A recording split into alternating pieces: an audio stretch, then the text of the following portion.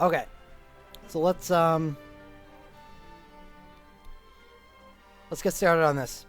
Uh, we ended up with Rufus yesterday, which is a really interesting point to end on because he's unique in the fact that out of all of these physical characters, he's the only one that doesn't have burst, so he was ranked D. We're going to start off with Squall, which is someone I want to start off with because I need to know how well his USB works. Because Squall has an amazing BSB. We got it ranked at S. And Squall basically has his ticket punched and ready to go to S tier as long as he has a USB and good enough Legend Materia to get him there. But I've heard that his USB isn't up to snuff, so let's go take a look.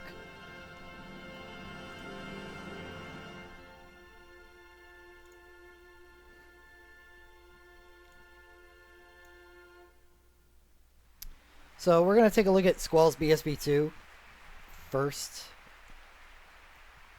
Ice damage, blah blah blah, single target. Haste, attach ice, burst mode to the user. Typical so far.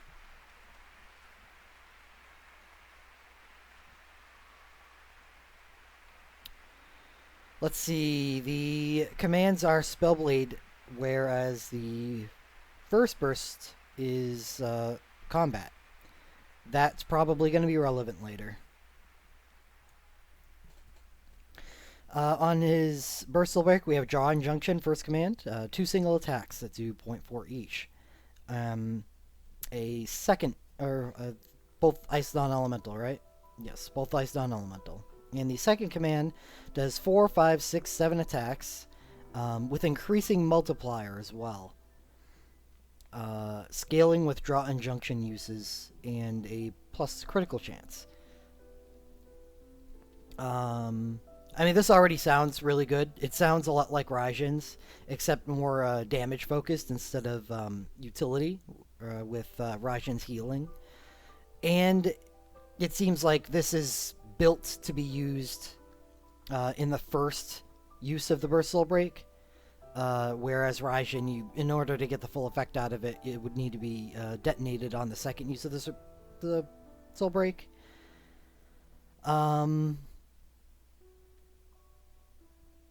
I mean, it's awesome.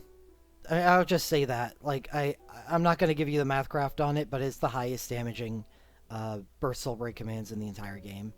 You just use the first command 4 times, I believe. So, 1, 2... No, just 3 times. Just 3 times gets you to 7 attacks. So, if you don't use the first command at all, your second command is doing 4 attacks. Use the first command 3 times, and that pumps it up to 7 single attacks. With a 1.25 multiplier each. That is, 8.75 multiplier on your second command? It's huge, and does a whole lot of damage. I suppose you could consider the plus 50% damage that you get from the attach ice as part of the multiplier, and that would make the second command, after being charged, do OSB level damage. However, you've already used your N ice to get there, so it's not like it wouldn't contend with an OSB that was also charged by N ice. But regardless, it's still very powerful. It's just to show you, and that only takes 3 uses of the first command to get there, and it doesn't reset like Raijin's does. Very important. So you could use the first command 3 times, and then in a likely 5 command scenario during the duration of the burst, you could use the second command twice and hit for some pretty large numbers. It is not a crit fix. It's an actual crit buff. So if Squall has a crit fix buff on him, say from Aiko's BSB, where he gets a 50% crit rate, with a max charged draw or Rave Roar, I guess that's what they're calling it, he would have a 75% crit chance.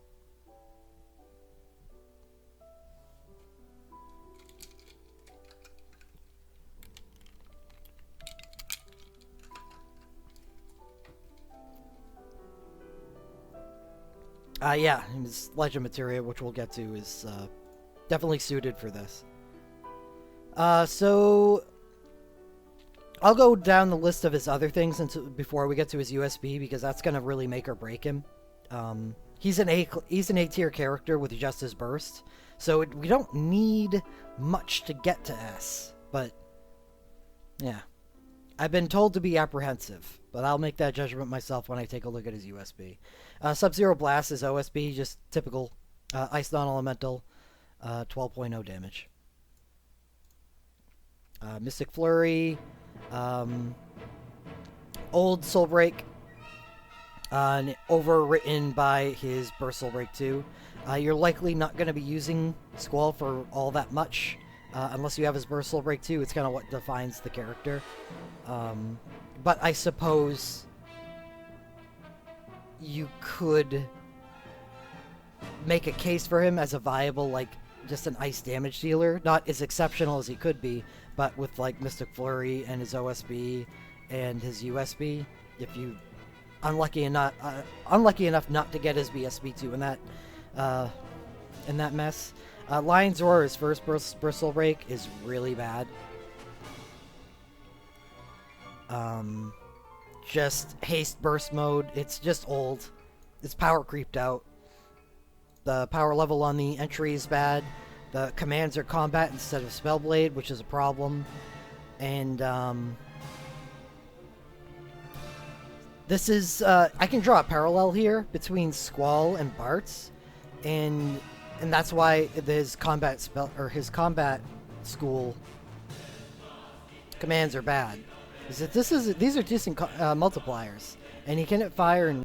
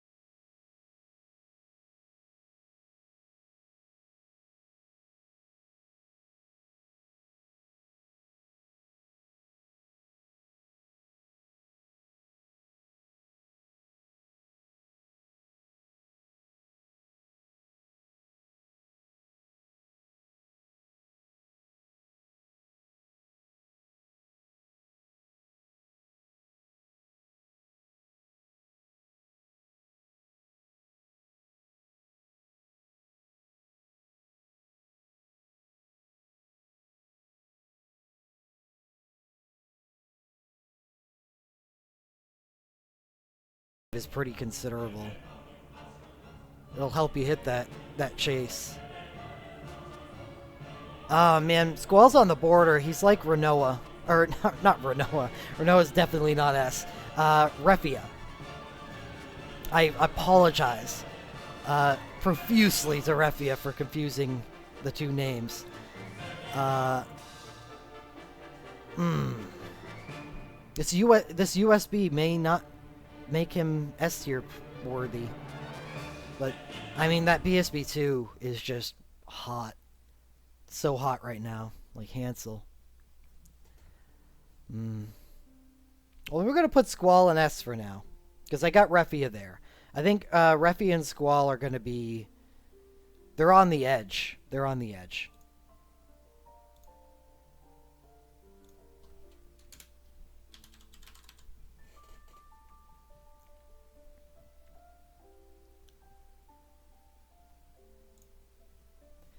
Squall's USB is clearly not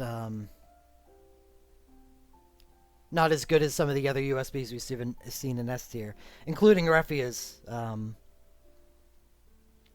See, yeah, Edge's USB. Like I really, I think I'm gonna move Squall out. I have been pretty strict about my physical S tier right now. We have Cloud, Shadow, Bartz, Edge, and Refia, who all have ridiculous stuff. Refia is the only one that's on the bubble in that group of 5. Squall, I think, is more Lunith tier. Yeah, Squall and Lunith.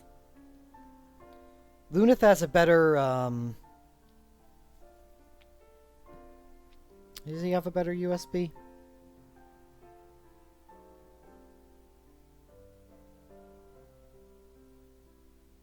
All right, I'm not gonna worry about it too much right now. People on the there's no reason to just agonize over a thin line, so we're just gonna move on.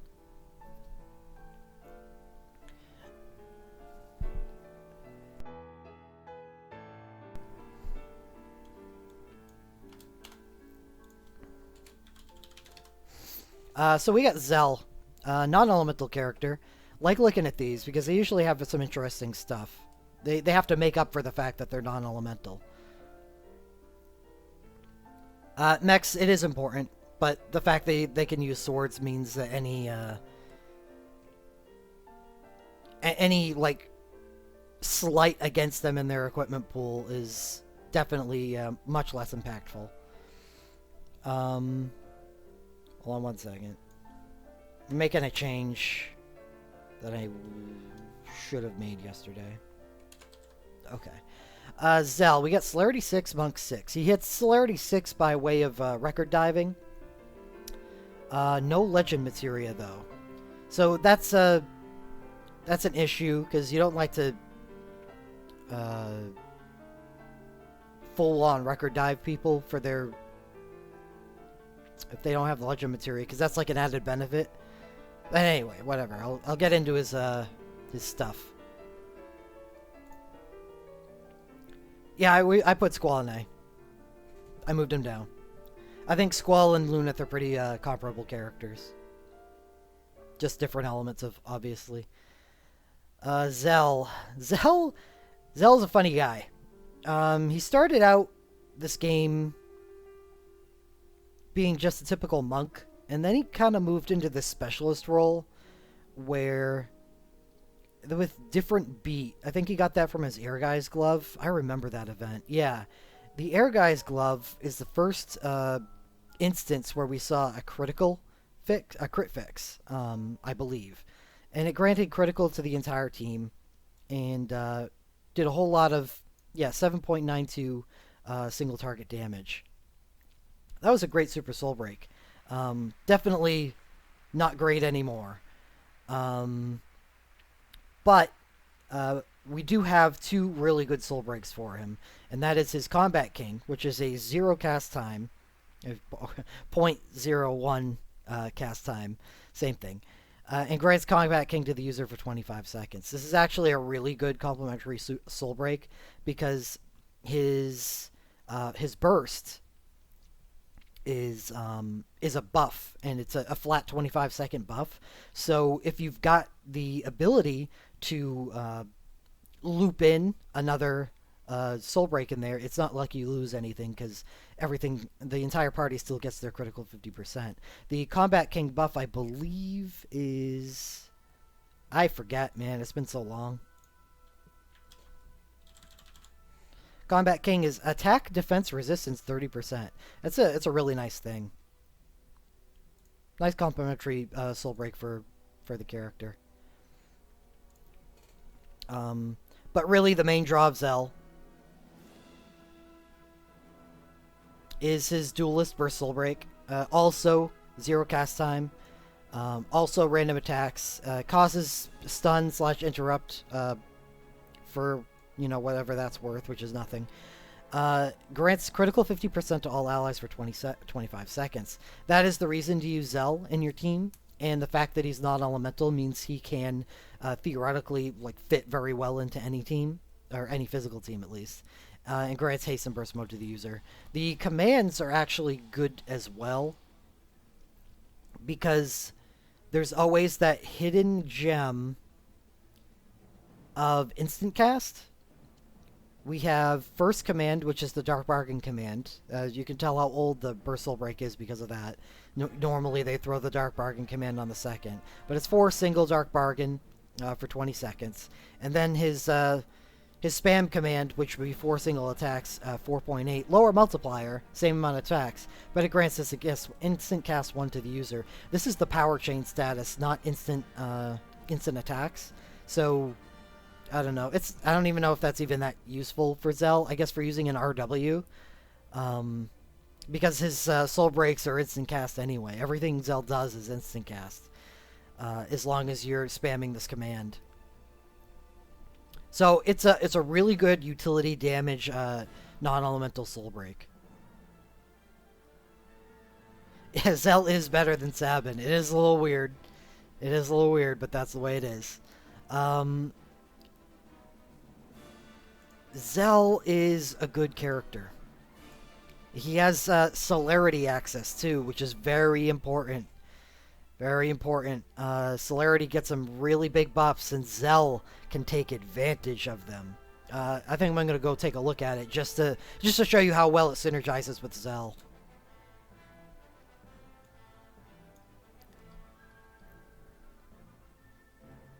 We have whatever it ends up being called in global, but in Japan we call it Ripper Rush right now. It's a 5-star celerity ability that does 4.76 if all conditions are met at 1.2 typical celerity cast speed. Does 4, 5, 6, or 7 attacks at 0.68 each, so it will do that max multiplier at 7 attacks if the user is dealt 7, 10, or 13 attacks. Zell works perfectly with this because he has that instant cast command. And I believe his Soul Break, the burst itself, does 10 random attacks just by itself. So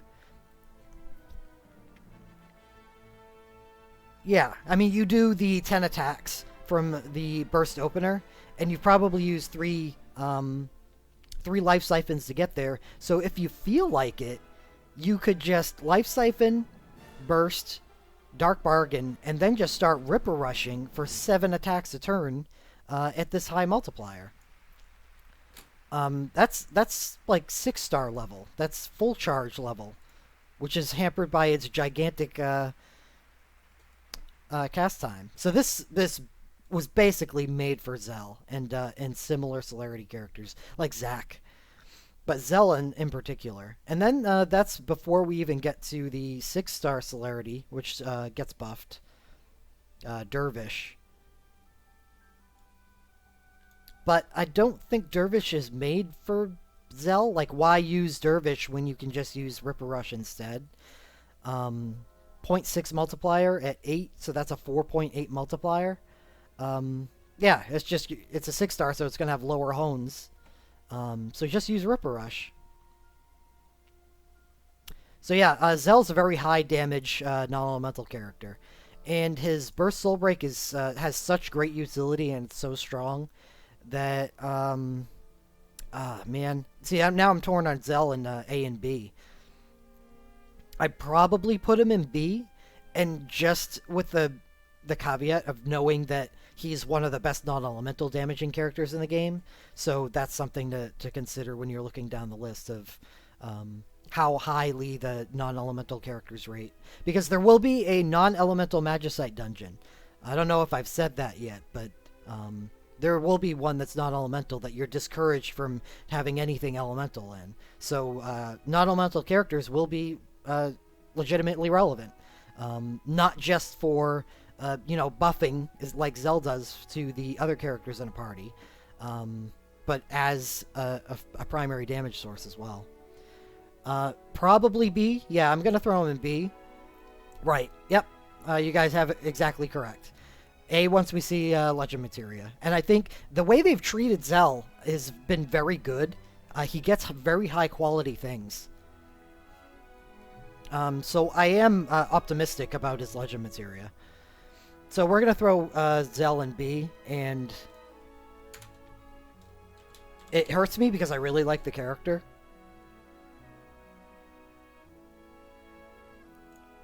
But he'll get stuff soon.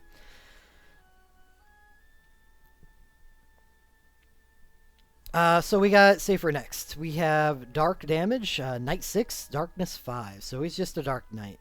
Got Bs across the board for him. That doesn't necessarily mean he'll end up in B, but we will see. That rhymed. I feel dirty. We got his Burst Soul Break. We'll take a look at that first. Haste Sentinel Burst Mode, like the entry so far, but it's more Knightish.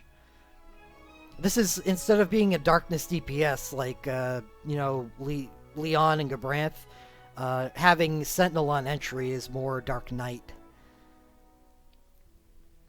Safer is Batman. Let's see, we have the... Yeah, we looked over this on the Knight, so I'm not going to go too deep into it.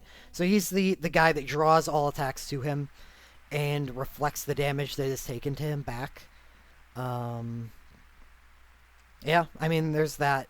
Unfortunately, this is where he flounders a little bit. It's the fact that the Radiant Shield damage, which is kind of what his character revolves around, is non-elemental. So being a Dark Knight and wanting to capitalize off that, the myriad of boosts that he can get from dealing dark damage, that kind of stinks. What else has he got going for him? Death by Committee. It's a neat little buff for Sid missions. Zansetsu in reverse. Old and not terribly useful anymore. So let's go take a look at his USB. 7 single attacks. Multiplier increases as HP decreases. I hate that. Grants attached dark to the user. That is good. That turns him more into a dark DPS. And restores HP to the user for 70% of their maximum HP. I hate it, unfortunately. So we're looking at B tier USB at the moment. I mean, the reason why I hate it is just like Leon's. I think it was Leon. I hate this. Multiplier increases and HP decreases. That just means that you want him to be hurt, and you need him to be hurt for the duration of the attack. I guess the best times to use this would be for scripted events where you know that a lot of damage is going to be done, but the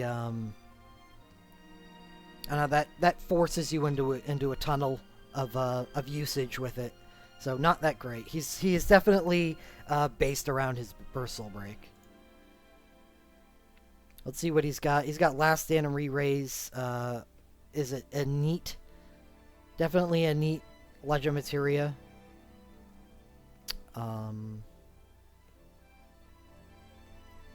guess that gives you one good use of his USB. I don't know. This is all just a kind of a gimmick that I'm not a fan of. That's all. You're welcome to rate him higher, but we're gonna throw him probably in C as a damage dealer. I know he was in B as a knight. He definitely makes a much better knight than he does a dark damage dealer.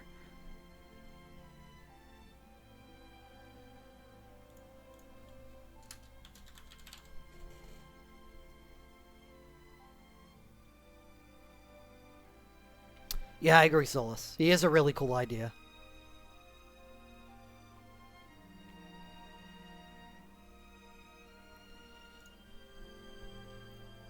Um, all right, we have Laguna.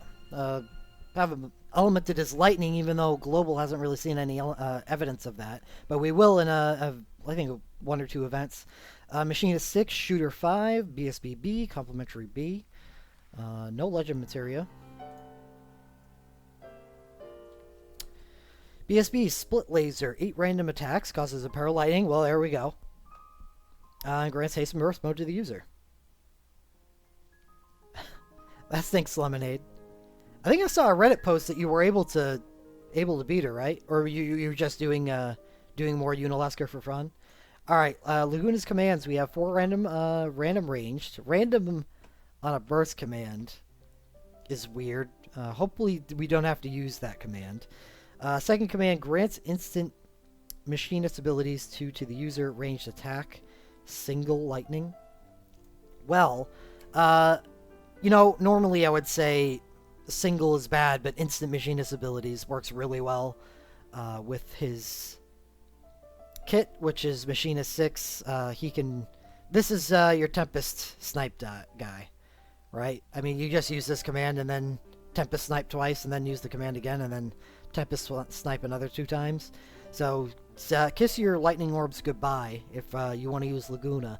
But I feel like from what we've seen so far, this is probably the best Imperil Lightning in the game.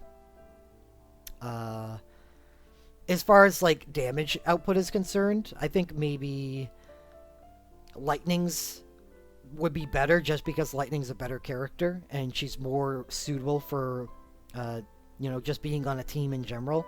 But as far as like single damage is concerned, Laguna's is probably the best. Because his 6 attacks have so much more potential than Lightning's. So Lightning definitely better. Overall better Imperil Lightning, but this is the more damaging Imperil Lightning burst. Visions of the Past is a fine submission, Super Soul Break.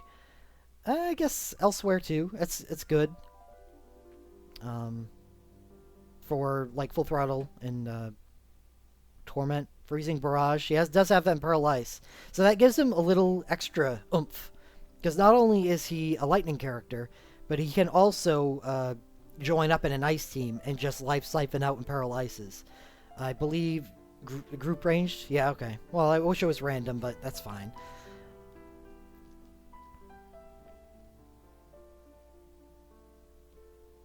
Yeah, use both. I think Laguna and Lightning with their Imperil Lightnings would be really good together. Laguna's gonna be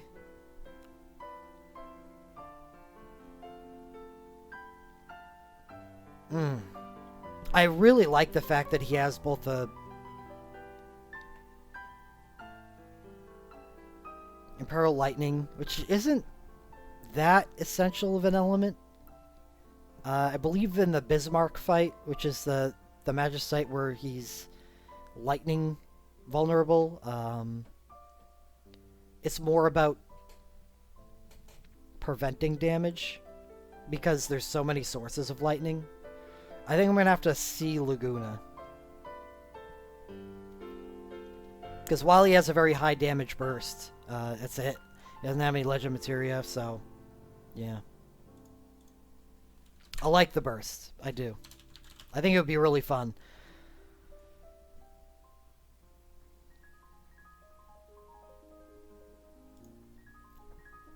Raijin, Lightning, Monk 6, BSBB, and Complementary B. I use Raijin myself. It's one of my 2 Lightning physical characters. I know how good his burst is, and it is good, and that's worth knowing because it's very strange and one of those things that you have to definitely have to use it to find out like how good it really is. And it's definitely worth being rank B. I love the utility of it. What he can do is you burst with him, and it does good single target damage, and which builds off the attached lightning status. And then you use his first command, which restores the lowest member of your party for 40%. 40% is a great number of their maximum HP. It's a great benefit. And then you keep on stacking it, and stacking it, and stacking it, and stacking it. until you get the 10.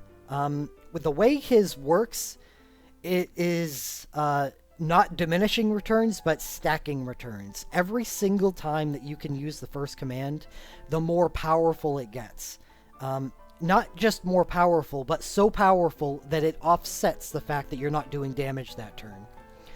There is only one problem with this, despite it being probably the most damaging single turn you can have if anybody in the game, is that it's limited to 10 attacks.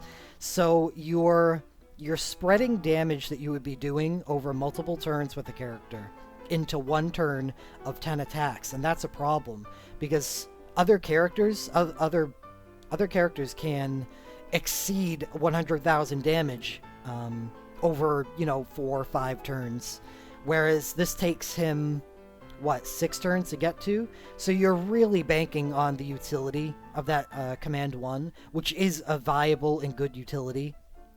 But otherwise, even though he does an insane amount of damage, he's going to do 100,000 damage. Even in many cases where he's getting his damage resisted. He definitely doesn't need to be hitting vulnerability. It does that much damage. What I think Raijin is best for, honestly, is having fun. Combo this, because it's 10 single attacks with a 2.05 multiplier on each. That's a very high base multiplier, by the way, for a single attack. I mean, look at Squall, for instance. His is a very high multiplier, and each of his 7 attacks is 1.25. Just let that sink in. So what I'm getting at is break the damage cap. RW Cloud's USB, throw it on Raijin, and watch some real numbers start flowing. When he can break 100,000 damage with his detonate. But otherwise, I think I'm going to have to rate him B. And he would be rated... Yeah, we're going to rate him B. And it's because of both this, which is a very good burst, and does a fair amount of damage. But he has a very, very nice Super Soul Break in Ura. It grants instant cast 1, last stand, and high regen to the party. It's just really good. And it gets him B because of it.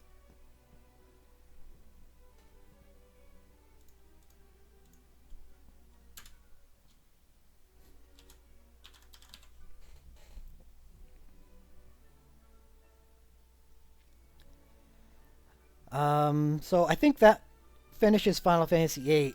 So we're gonna do Zidane now, and this is gonna be a weird one. Zidane is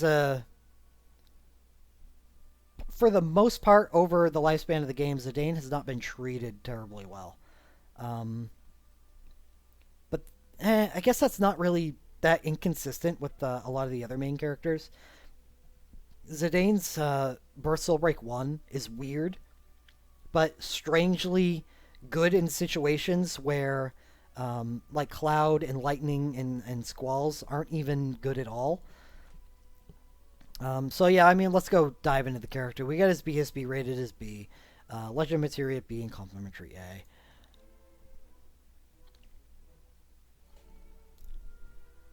A. Yeah, it's also on the Raijin Super Soul Break is also on the Fusion OSB banner, and that is probably the best Final Fantasy VIII banner that we're gonna have. So, big benefit there. All right, Zidane. We're gonna look at his BSB 2 because his BSB 1 is just it's an added benefit, but Zidane's not a top tier character at the moment in global, but he gets much better because of his BSB 2 and his USB. We're gonna take a look at him. Just the basic entry with the attached wind. Commands, we have Swift Steel, Celerity Cast Time, 1.2. 2 single range. I'm seeing a problem here. Right off the bat, we have 2 and 2. This limits his damage potential. And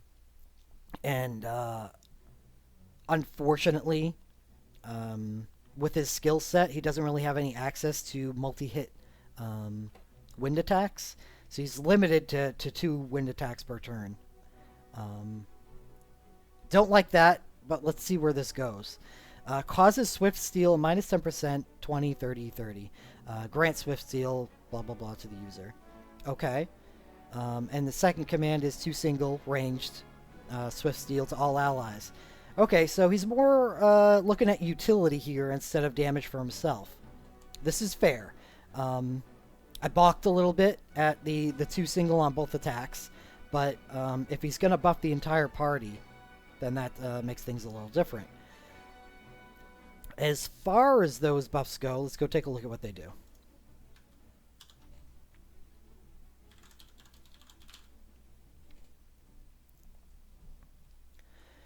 Swift Steal plus X%, and attack plus X%. So he gives himself Swift Steal, and then he can capitalize on those stacks by using his command 2 to give Swift Steal to the entire party. Well, that's okay. And this is a unique status at 636, so it will stack with everything, including single stat attack buffs. That's okay. All right, it's something. All right. Let's go take a look at his other soul breaks before we get to his USB. We have Storm Impulse, grants attached winds, just overwritten by his burst soul break too, so no good. Mayo Twister. Thank you for the follow, Mr. Bright. Mayo Twister is just basically a standard OSB. I know there's a little cute little qualifier on it, but just know that if you're not hitting that qualifier, it's still 11.8 OSB damage, which is just a 0.2 multiplier difference from a normal OSB. So it's a normal OSB, virtually. And if you are, for some reason, using 4 other females in your party, then the multiplier goes up to 12.8. So just a normal OSB. Wall of Light, don't get it, and doesn't look like we're going to get it. Right? This probably comes in some collaboration event. Or the next Final Fantasy 9, I don't know. High regen, different defense resistance plus 25% for 25 seconds. Maybe someone going to do the legwork for me and tell me when we get that, if we do it all.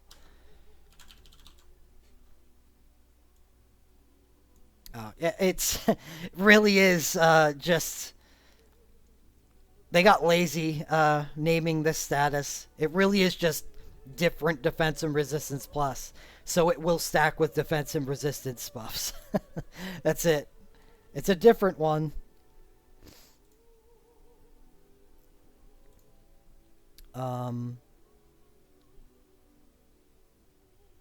Stellar Circle 9.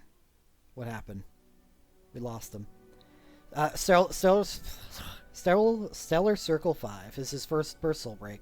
Causes Imperil Wind 20 seconds to all enemies. Grants haste and burst mode. Good entry. This is where we flounder a little bit.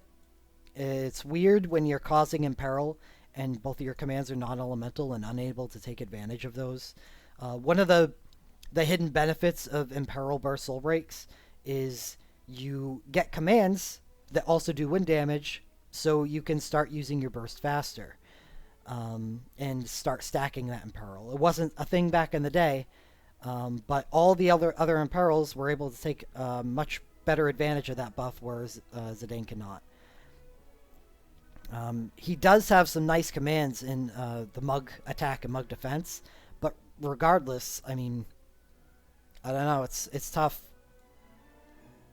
This just gives him the ability to be used on with the self buffing. It gives him the ability to be used on other parties. I don't know. It's not that great anymore. Okay. I think that's everything for him except for his USB. So let's go take a look at that. Grand Lethal.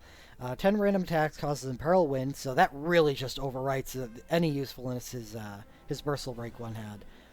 And grants X Master Thief to the user.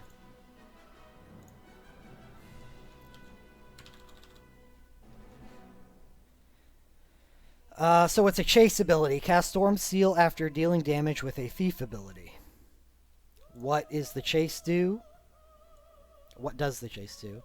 1.2 multiplier that has a 35% chance to cast Imperil Wind, or Minor Imperil Wind for 15 seconds. Okay. It's something. So yeah, Zidane is definitely more utility focused with his buffing Burst Break 2. And a Wind Imperil stacking USB. I'm assuming his Legend Materia helps him out in that regard.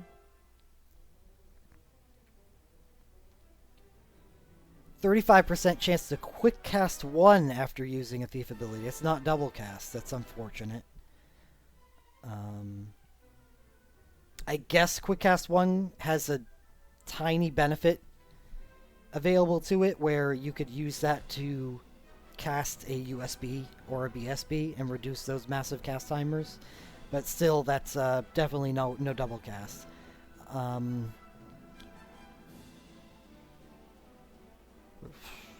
Let's see what Zidane Trance does. So we got a Trance Legend Materia.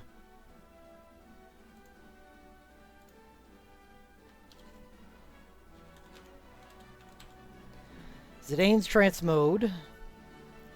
Okay, well that's a lot of stat boosts. All stats, including speed, 15%, and cast speed. So all thief abilities become instant. Oh my goodness.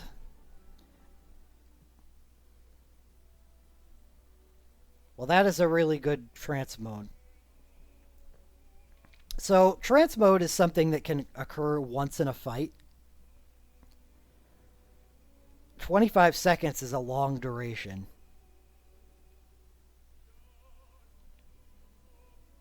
Oh, how do I feel about this?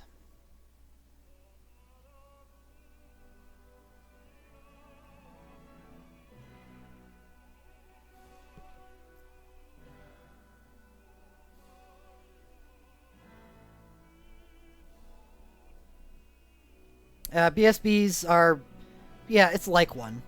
A BSB is 20% all stats except for speed, which is 10%. Yeah, they really had to hammer home that it's very, very much multiplied cast speed.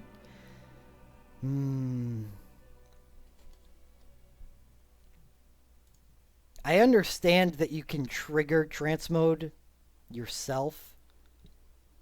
I don't like the fact that this is his power, like, and it's hidden behind trance mode instead of like his USB.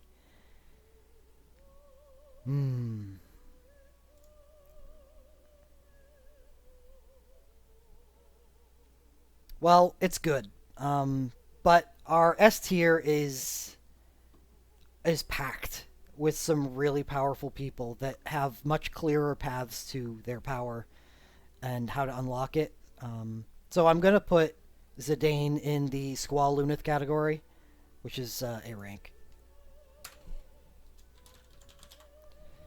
Because while he's a good utility character, and has a potential to just rip apart an Imperil Wind hole on the enemy, yeah, he doesn't measure up to S, so he's A.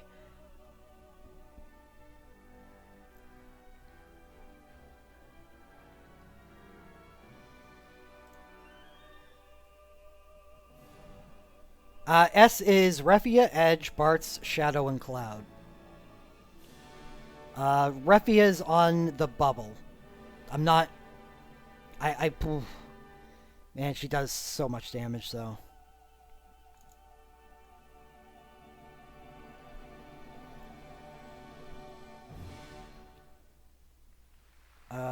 Steiner's next. And Steiner is a pleasant surprise. He used to be one of the more disappointing characters in the game. But he gets some interesting buffs. They make him... and the reason why he's on this list as well as Knight is because he's definitely more of a Spellblade than he is a Knight. The Knight is just an added benefit. Steiner is the good version of Pain. That's the best way that I can put that. So let's go take a look at him.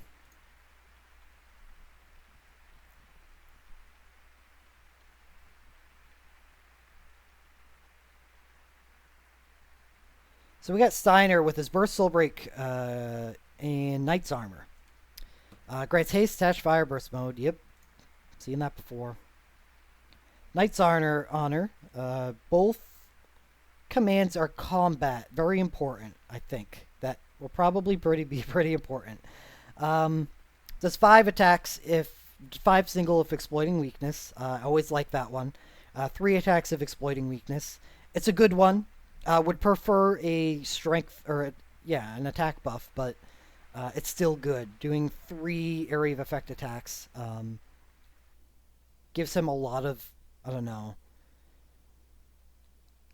potential over other characters in an area of effect situation. Other soul breaks we have his OSB does 10.5 base, but it does a 13 multiplier of exploiting weakness. This is a very good OSB. Why? I remember saying something on stream about me not caring for this OSB as much. That seems really good because, yeah, while the 10.5 is there, but it's not like you're going to use this outside of an element exploiting situation, and he can exploit 3 elements, making this a 13 when exploiting. So you're getting 13 plus the at least extra 50% from vulnerability. This is a really good OSB. Sword Magic Faraga causes Imperil Fire. I guess that's fine. Yeah, that's fine. Sword Art Clim Hazard. That's awful. I have that. Yeah, I know it's awful. So yeah, just those 3 soul breaks.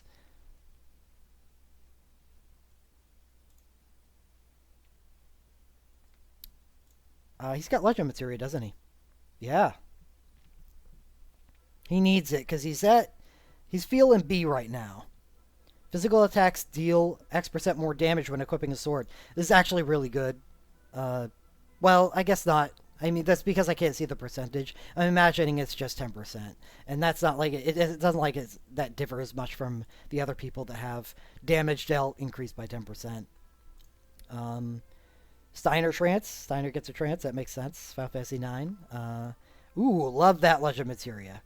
Unfortunately, it's the Legend Materia Relic, but 20% chance to minor Imperil Fire to the target after using a Spellblade ability on enemy. Oh, no! I knew it was going to be relevant. His burst commands are combat. Damn it. Well, what's Steiner Trance do?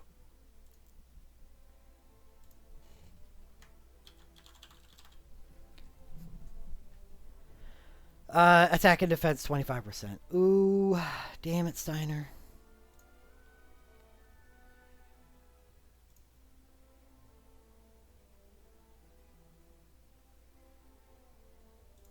I wanted you to be good. It seemed like you were getting better. I'm gonna have to throw him in B because honestly, the strength of the character is just in his Burst Soul Break and his OSB. This is a really good OSB. That's the last time I'm going to say it. I really like it. Yeah, and he can't. He won't be able to compete with what we've turned our A tier into. The A tier is turning out to be a very strong tier, with Lunith, Squall, and Zidane being knocked down to it. So that means B tier is actually better than you would think it would be too. But that's where he is. Freya. Uh-oh. Freya. Wind, support 4, Dragoon 6. One of the characters on this list that does not have access to combat 4. And it's gonna bite her in the ass. Yeah, Ulka's right. A is like S- right now. We have BSB at B and Complementary at B. Well, at least it looks like you got some decent stuff going for you, other than the fact that you can't use Combat 4 and Life Siphon. This is... It would be a good Super Soul Break, 6 Dragons, if she could Life Siphon. She cannot, so it's not.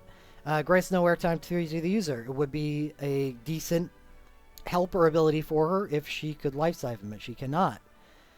And, you know, the fact that she's a Wind Dragoon means she needs life siphon, because you can't survive on Sky High alone.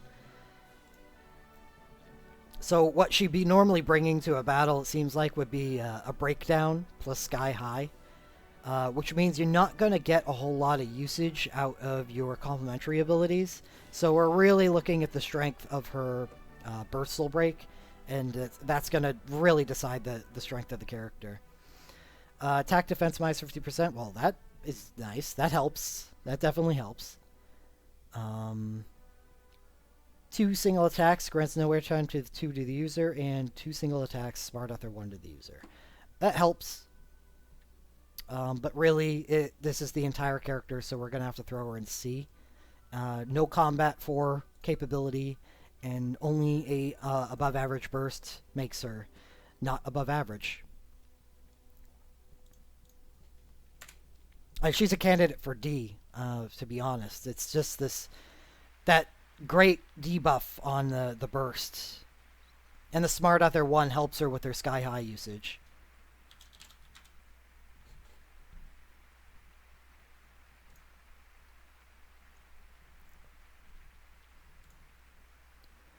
Amarant, Fire, Monk 6. Uh-oh, another Sabin disciple.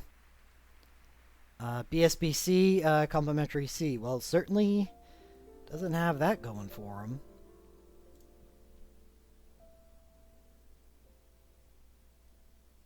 Let's take a look. Super Soul Break, Power Throw. So you can use Thrown at least. Something he has over Sabin. Critical hits deal 100% more damage. That's good, because that can stack with the critical damage increase from stuff like Zac CSB and Chant from Ramza. So that's interesting. I think it was more useful way back in the day. And useless by itself, because he doesn't have any natural... Well, he's a monk. I think Fist Weapons have a hidden stat on them that gives them higher crit rate, so there's that to think about. But it's not like I'm gonna consider that part of the strength of the character that much. So the Super Soul Break's not that great. I guess it's like a bad version of Zell's, because Zell gets a buff on his as well. Except Zell's is instacast, so it works better as a complementary to his primary DPS, which would be his burst. Let's take a look at his burst. We have grants haste, attached fire burst. Sure. Amarant, 4 single, critical hits deal more damage, and we have the same unfortunate effect here. Where Delita will review later in tonight, has a USB that actually allows him to capitalize on this, because Delita has a very similar, I think the exact same thing on both of his burst commands. Amarant has no such USB, so he relies on others to be good, which is hilarious. I guess halfway fitting with Amarant's character from Final Fantasy IX, where he bitches and moans about the entire game about not wanting to rely on other people, but is shown to be an idiot, and that you do really need to rely on others, and that's where this mechanic seems to come from, probably inspired by. Not as useful as Freya, but he does have Combat 4 capability, so we're going to throw him in C.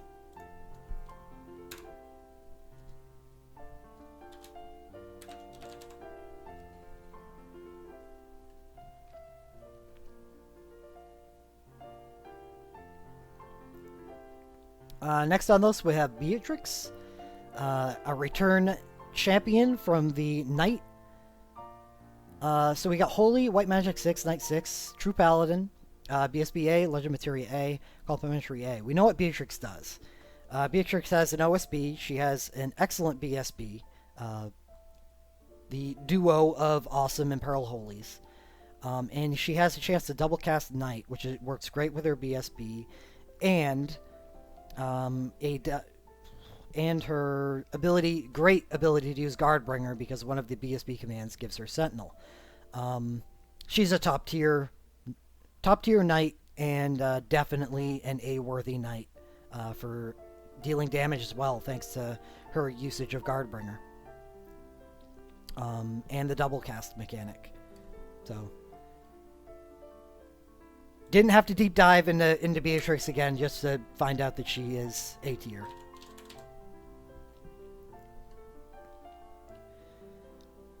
We got Titus. Water, Celerity 6, Shooter 5, BSBC, Legend Materia A, and Complementary S. Titus is a weird character. He is one of the main characters that received one of the first bursts in the game, but he hasn't been updated since. He still has that plain old burst, and that's why he's sitting at C. Let's see if that affects his final grade at all, because he may... I don't know. He may be able to capitalize on soul breaks elsewhere that makes his USB worth using without his burst. And right off the bat, it seems that at least he has that potential because he is the holder of the water chain, which also gives quick cast 2 to all allies, though it's not listed here. I don't believe that this buff is currently in game though, and that's why it's not listed. So, there's that. Well, we're going to look at his burst first. Attach water, normal. 4 single, 2 group. Great, that was really easy to get through. Combat school. Though I don't know if that's going to be... I don't think that's going to be relevant for him.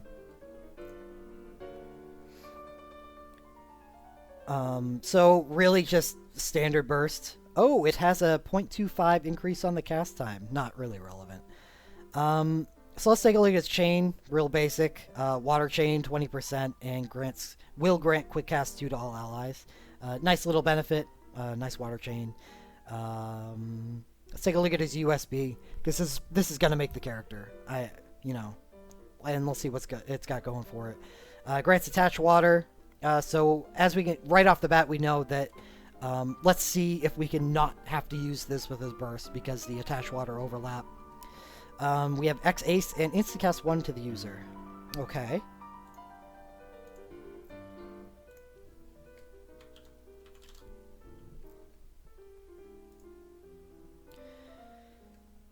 So it's a chase burst. We have attack 30%, grants cast shoot and run after dealing water damage with an ability. Okay. What is shoot and run? Shoot and run is a 1.92 multiplier water damage ability that does 6 single range attacks. With 1.92, there is no way that you're capping on 6. So that's a nice little chase after using a water damage ability. So right off the bat, you'd think, okay, definitely meant to be used with his burst. And that's a little flag. Just a little one. Because it causes the overlap in the attached water. And you want to use his burst, because although he's a shooter 5 and has access to... yeah, that's 3 soul breaks. I think ideally how I want to use this character is his USB plus his chain, because his burst is so plain. Unfortunately, he only has a shooter 5, and that only has a 2. Yeah, you know what? It's fine because, and that's what this is meant for. You can tell what this is meant for. The single ranged attacks is meant to be used with the chain. 6 attacks, sorry. So you want to use Shooter 5 and Sapphire Shot with his USB to chase and get practically 8 attacks per turn, with 2 from the Sapphire Shot and 6 from the chase, to add 8 charges to the chain per turn. So let's forget the fact that he has... Is this right? I guess it extends... See, a lot of other chases that we're seeing, like with Squall and Zidane, they're instant cast. So, with a 1.6 timer, how does that work? Do you cast Sapphire Shot and then instantly start casting this? Someone's gonna have to verify that for me in chat, and I'll come back to it after doing Legend Materia. Titus, we have increased water damage, 35% chance to dual cast water abilities. That's good. Very good. And grants attached water at the beginning of the battle. It's fine. I really would prefer to use these two instead. Which is nice, knowing that he's a moat candidate and you don't have to really pull on banners for his Legend Materia. Unfortunately, I'm willing to bet that his USB banner is his Legend Materia Relic banner. So, oops. Alright, I'm going to read chat for a second just to see how people feel about that.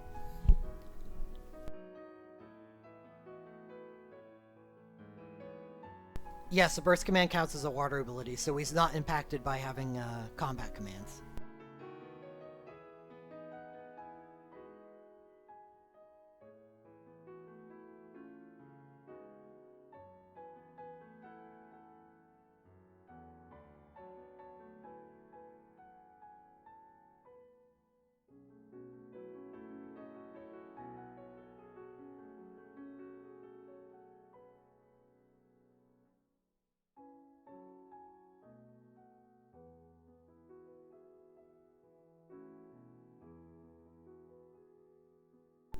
All right, it does feel kind of underwhelming. I'm on the cusp or the border of B and A at the moment for Titus.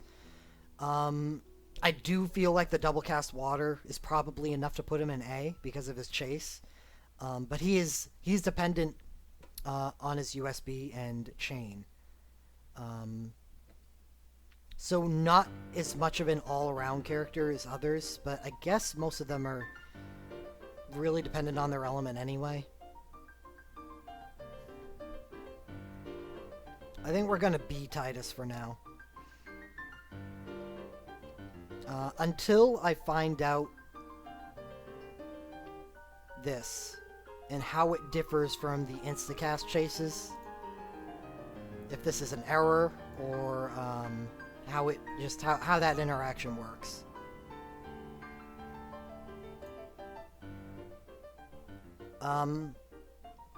Titus is a good burst soul break away from being A to S tier, though. That's worth thinking about. It's his bad burst that gets in the way.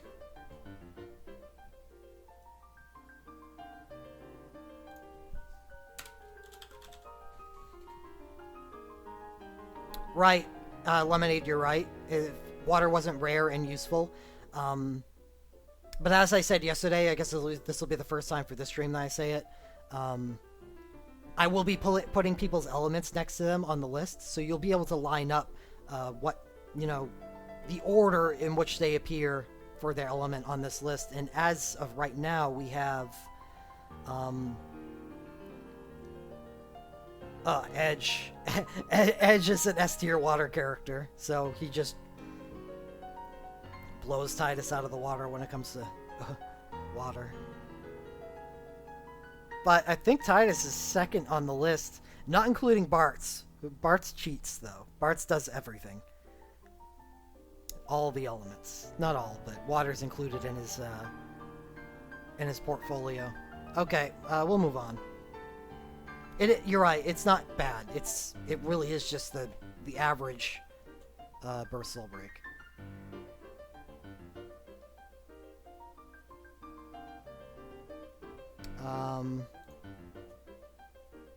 So we got Kamari next. Had a conversation about Kamari. It was either yesterday the day before that. The SBB, Complementary C. He has a good burst.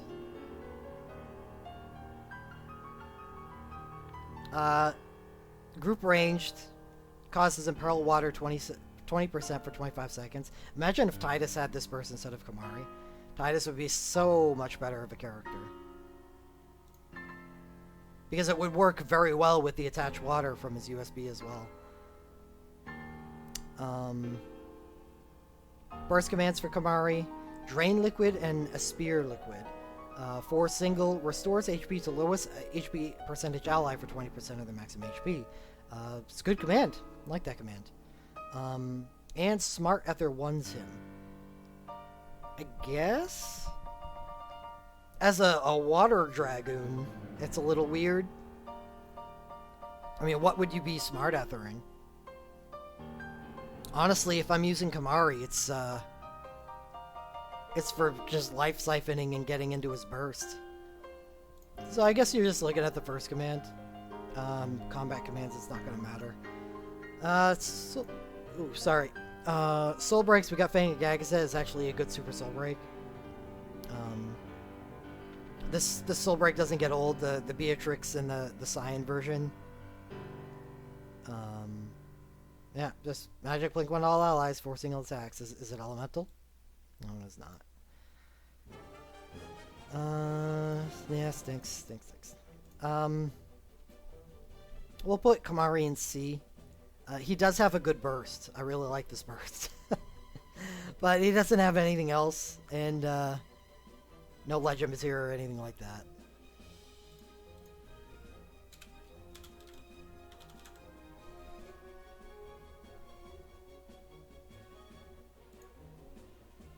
Aha, Riku. Look at that fat stack of abilities you got going.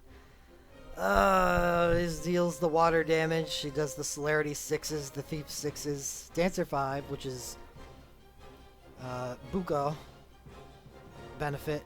Machinist 5. Doesn't really work that well with her, but I guess it allows her to do lightning damage.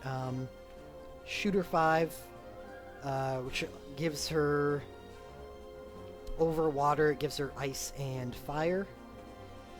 She can cover a lot of elements. She can dance, and she can support with Thief. Support with dance too.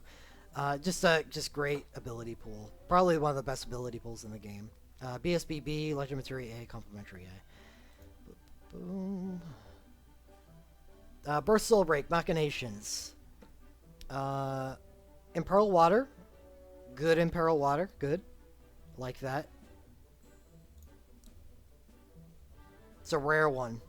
And that's why we like Kamari's Burst Soul Break as much as I do.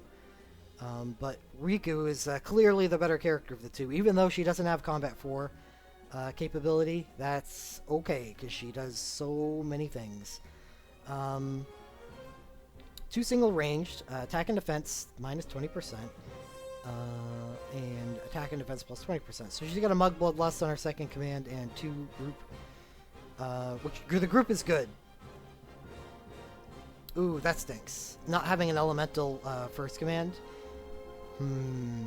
means in order for her to take advantage of her Imperil, she needs to use her Shooter 5 ability, Sapphire Shot, or this first one. And that overall multiplier 1.4 is a big hindrance. It's not going to do a whole lot of damage. Oof.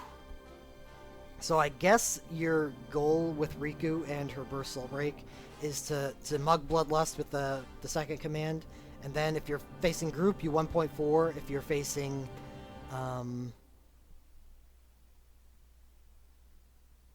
single, you use Sapphire Shot. They are machinist school, so that may be a thing.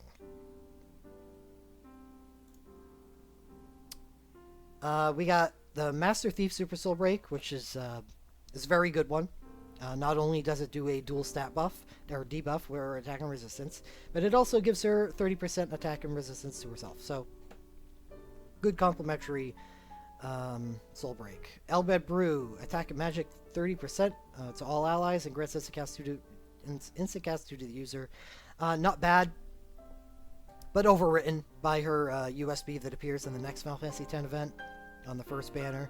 Attack and magic 30%, and protect shell and haste the entire party. It's a great opener, and I think unless you're using Riku in a situation where you want to take advantage of that Imperil Water,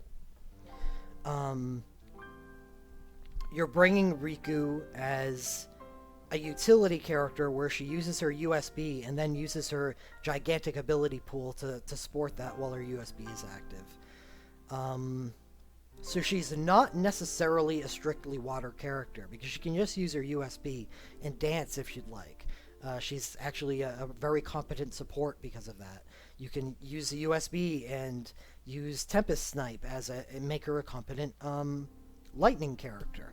And I believe there's stuff in her Legend Materia that allows her to be a both competent lightning character as well as good on a water team because of the Imperil. And that is because she has access to... Oh, I thought it was dual cast. It is not. She gets a 35% chance to quick cast one after using an machinist ability. That's unfortunate. I was really hoping for a dual cast there. Increases duration of stat buffs 40%, and celerity abilities deal 15% more damage. So this is a mishmash of stuff that doesn't work together. I suppose you could say that these do, because you could use her USB in conjunction with this, and load her with Tempest Snipe, with the ability to quick cast one after using Tempest Snipe.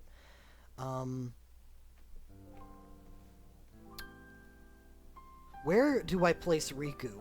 Because she's weird. She does things. She's only probably rivaled for the buffing utility on this list with Rex. So she doesn't really work as a comparison. So I'm going to rate her as a damage dealer with a large amount of utility. And looking at the list, we have Warrior of Light, who somewhat similar. Damage dealer, large amount of utility, and buffing. Garland the same. Master is damage dealer, so that doesn't work. Who are you most similar to? Nobody. I feel like I'm going to have to put her in B, because she's really not that good at dealing damage. She does it all. It's weird putting her as a B tier. But she's most likely an S tier character. But yeah, I'm going to have to do it.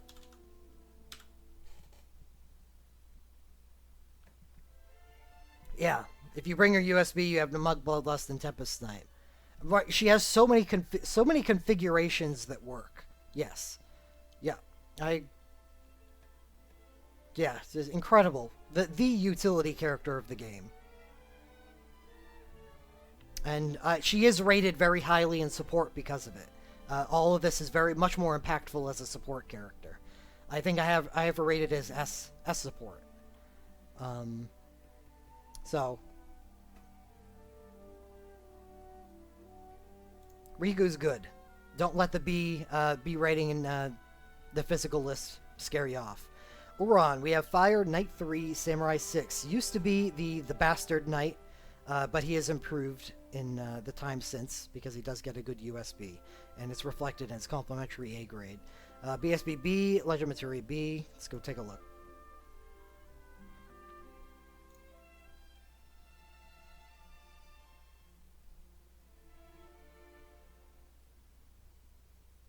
Oran. Weighted by his BSB2, Tornado. Haste Attached Fire Burst Mode. Standard. Samurai commands on all of his bursts. We got 4 single. Alright. Basic. And a Dark Bargain is 2 single Dark Bargain on second attack. Or second command. So, I would rate this BSB as not B. I'm not really sure why I put it as B. Why did I put it as B? Is it because of the Dark Bargain? It's probably because of the Dark Bargain. It does help. But, you know, it's probably more closer to C. Anyway, moving on, we have his Banishing Blade, which is a great soul break, which, old, very old at this point, but still the attack defense minus 50% is a nice debuff that he has available to him. First burst soul break was his taunt retaliate. It's not even a taunt retaliate burst because he can't taunt. He has to taunt withdraw fire. Not even Gaia Cross because he's not a real knight. So Bushido instead of attach fire is his benefit for his burst. And Bushido is actually a really nice status. So he gets a single strike drain command and 2 group attacks that grants retaliate to the user. So it's a retaliate burst. Samurai. And I believe Bushido is 30% attack, 25% defense, and 50% crit rate. Yes. Oh no, I was close. 30% attack, 25% resistance, 50% crit rate. So a really nice status. But with the Soul Break being as bad as it is overall, probably not something that you're going to be using all that often if you're going to be running Uron as a high tier character. Because honestly, he's all about his USB. He doesn't even need his BSB to be good. It's all about his USB. 8 single attacks. I believe it's fired on elemental. Yeah, it is. Whoops. Has an interesting and rare debuff, tri debuff, with attack, defense, and resistance minus 50%. Grants Sentinel to the user and Magic Blink 1 to all allies. I know you can't see that on the screen because I got it cut off because I'm bad. But yeah, it does all of these things. So a 4 effect USB, and I love all 4 effects. With the damage, the tri debuff, Sentinel, which actually turns Oron into a legitimately good knight, and Magic Link 1 to all allies, which we'll never say no to. So, with all of this, and his legend materia, what's he's got for legend materia? Nice. Percentage chance to dual cast samurai abilities. That's really nice. I probably would use him for these two. Don't care for that, the LMR as much. Gonna take a look at the new 5-star samurai abilities. I know I did yesterday for Cyan, but we'll just briefly go over them here for Uran because he's also a fire samurai, and these go well together with him. They're both 5-star, both fire, and we have 4 single attacks. Love seeing 4 single attacks on 5-star ability. So this means that you can use Uran as something other than someone dictated by his burst. You could just use him for his BSB or his USB with Life Siphon and throw. How do we feel about this? With say we have Life Siphon and his USB, we only have 1 slot, so plus 50% crit chance if the user has Retaliate or High Retaliate. Unfortunately, his USB doesn't give him that. So.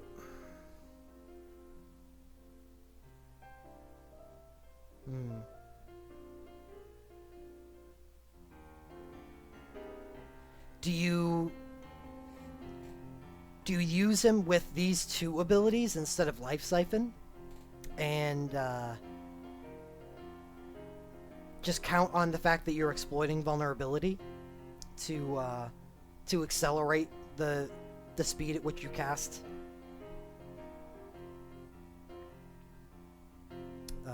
What's it? Oh, man, I'm just brain farting right now. The speed at which you cast is USB, sorry. I mean, that's an option. I really like Uran. His USB is really nice. It is more utility focused, even in the dual cast samurai abilities works better with his BSB because they're both samurai.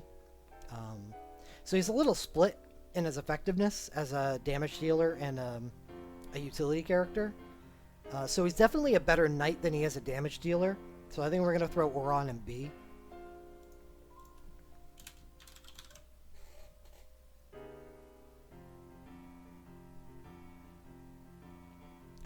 But Oron's a good character. He rated high in Knight and is a B tier damage. That's good.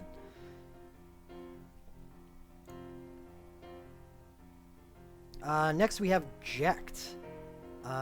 Large ability pool, and this he's a much better version of Rufus, with the excellent ability pool and just low quality soul breaks. At least he has a burst, and at least he has an OSB. At least he has soul breaks, whereas Rufus does not. So he's just a much better version of Rufus. More a Sid mission character. Because there's just so many other people that do Dark better than Jekt. Because his soul breaks, and you know, this is Record Keeper, and that's what we revolve around.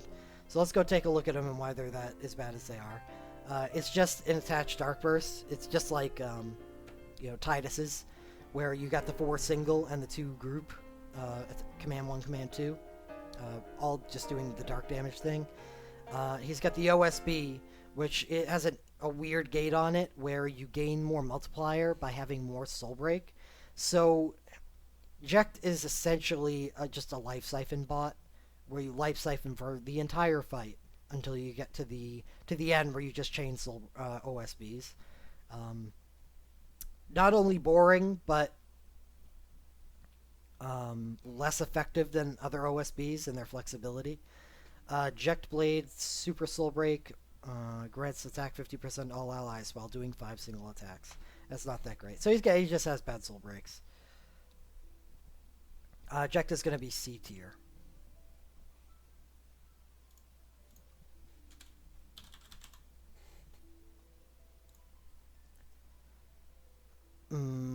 We have Pain up next. We have Water, Spellblade 6, Knight 6. So basically, same thing as Steiner, but clearly does not have the same additional effects as Steiner does.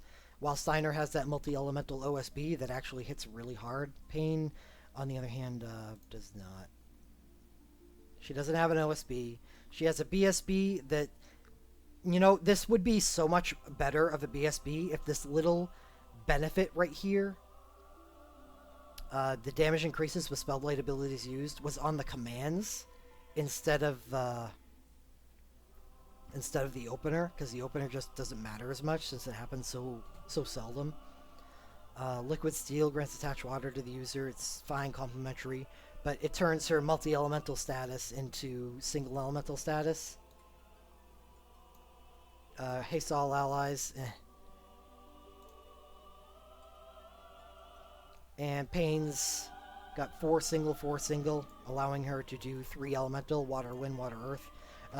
So 3 interesting elements. It's just, that's all she's got going for her.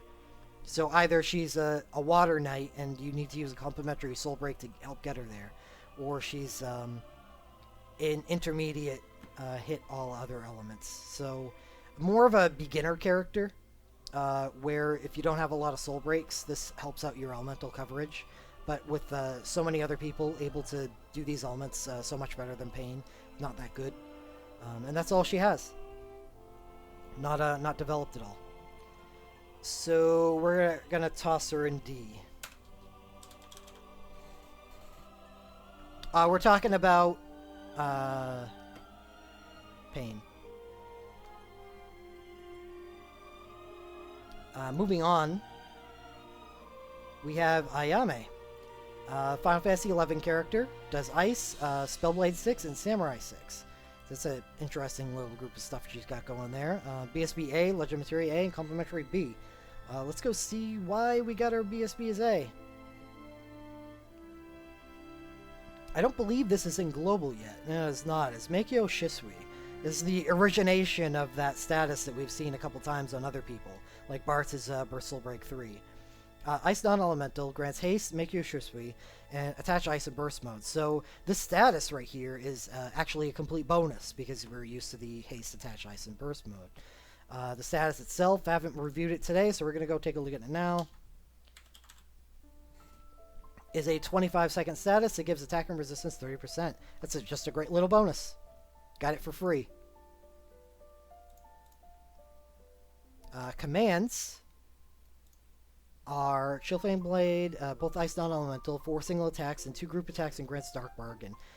This is a good command. We like having a group option that does ice damage, because I don't think that's available to her in her ability pool. It will be eventually, actually. There's a 5-star Spellblade that hits group. But grants Dark Bargain, and 4 single attacks at ninja cast speed. And that's what makes this so good. She has a great single target command, and a great group command that gives her Dark Bargain. And gets the free status on the entry. This is a phenomenal Burst Soul Break. Because of its ninja cast status, this, while not in the same stratosphere as Squall's Burst Soul Break 2, actually is one of the higher, and I don't know. I don't want to say it competes, but it gets up there real high in damage output. So excellent burst soul break. And I believe our first occurrence is probably going to be well, I wonder. I wonder if they'll make the first occurrence the Extreme Fest, because that's where it was in Japan's Extreme Fest on Banner 2, but it had already been debuted by that time. I hope they add it, because this is definitely an awesome burst soul break. What else do we have for Ayame? We have an instacast Wind Soul Break that grants haste to all allies and attack 50% to the user. Okay, that's fine. It's kind of a little weird that's wind. But sure, whatever. Tachi Fudo breaks damage cap and 12.75 exploiting weakness. That's fine for a burst soul break. What else she got for her? That's it. So, as far as soul breaks are concerned, it got OSB, good, but really, so much of her power is focused in her burst soul break. I do believe she gets Legend Materia, though, and that's nice. Ooh, 35% chance to dual cast Samurai abilities. This is dangerous. Holy shit. And a 35% chance to quick cast one after using a Samurai ability. Oh shit. Well, this could start compiling damage fast. Real fast. If her commands are Samurai. I believe they are, but I've been disappointed before they are. Thank goodness. So, Ayame is a very good damaging character, and we're throwing her in A tier. Those Legend Materia are nice, and they work perfectly with one of the better burst soul breaks in the game.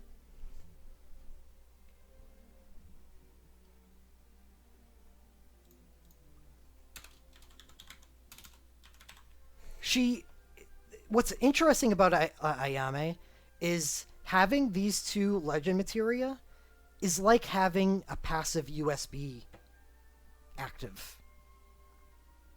It's just really good.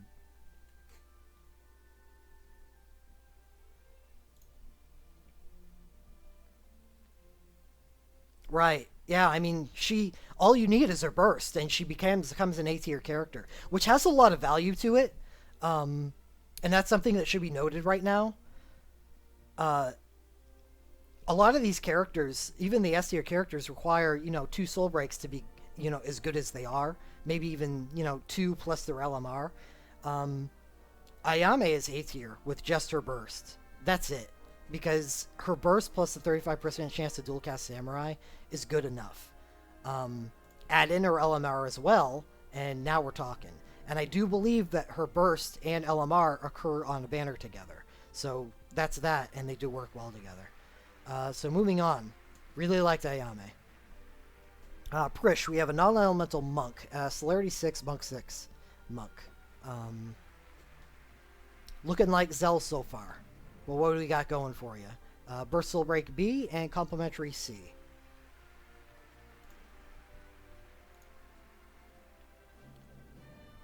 Doesn't have much, so let's take a look at her Super Soul Break first.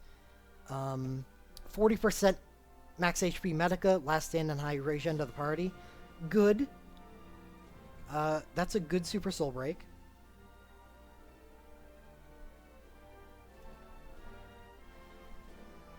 Like the Medica.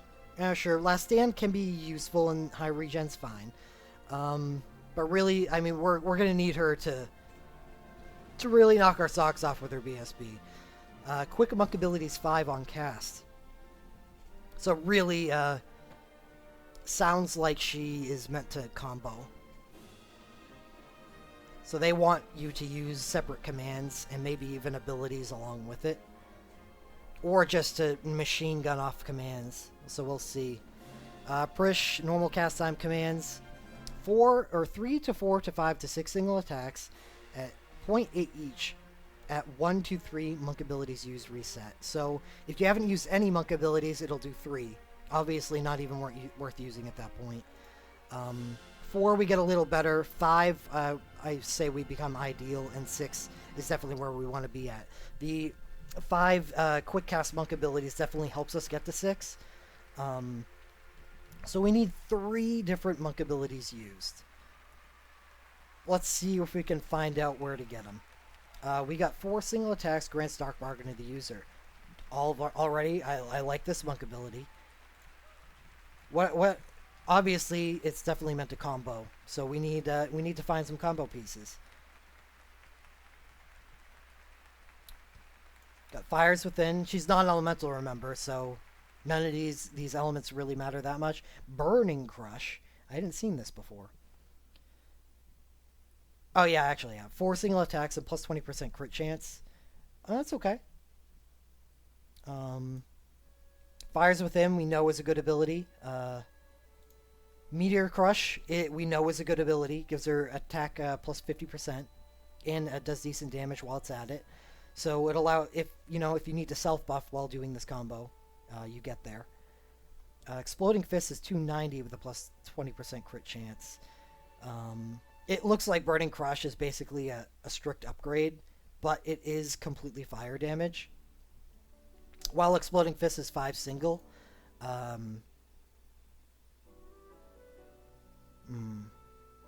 Exploding Fist is a higher multiplier. And her status as a non-elemental monk, this probably means you're going to be using her in non-elemental situations. So Exploding Fist may be like a legitimately good monk ability for her to use. So how do we build Prish to take full advantage of this combo burst? Unfortunately, I feel like one of those slots is going to be taken up by Life Siphon. So we've got one other ability slot to use with her second Dark Bargain command. Does anybody know? Never mind. I know how it works. So if you're using Life Siphon, that means you're unable to hit the max multiplier.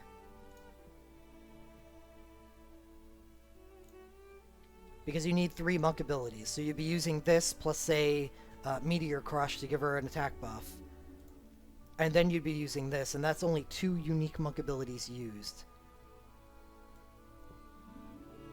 How does that work?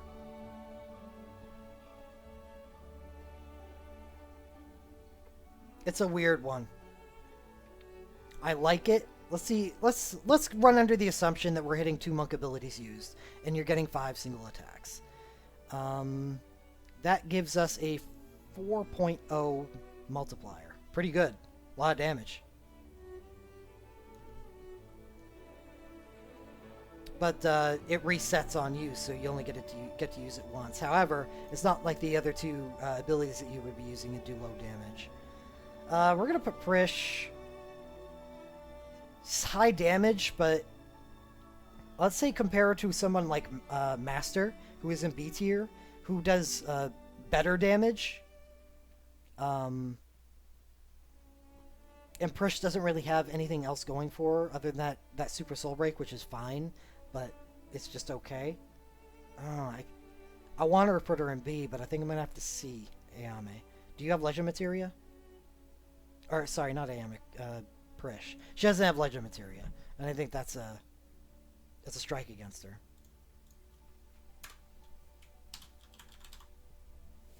Prish in C.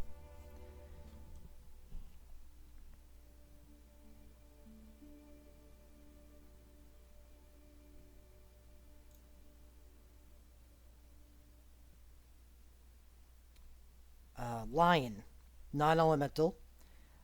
Celerity 6, Thief 6, Ninja 6. Well, that's a mess, but good mess. BSB's rated A. Most of us know why. Legend Materia B's. So she's got Legend Materia. That's good. And Complimentary A. Let's go take a look at your Burst Soul Break line. Walk the Plank. Instant cast. Like it. Attack defense minus 40% for 25 seconds. Ace of Burst mode to the user. So this is Van's Burst Soul Break.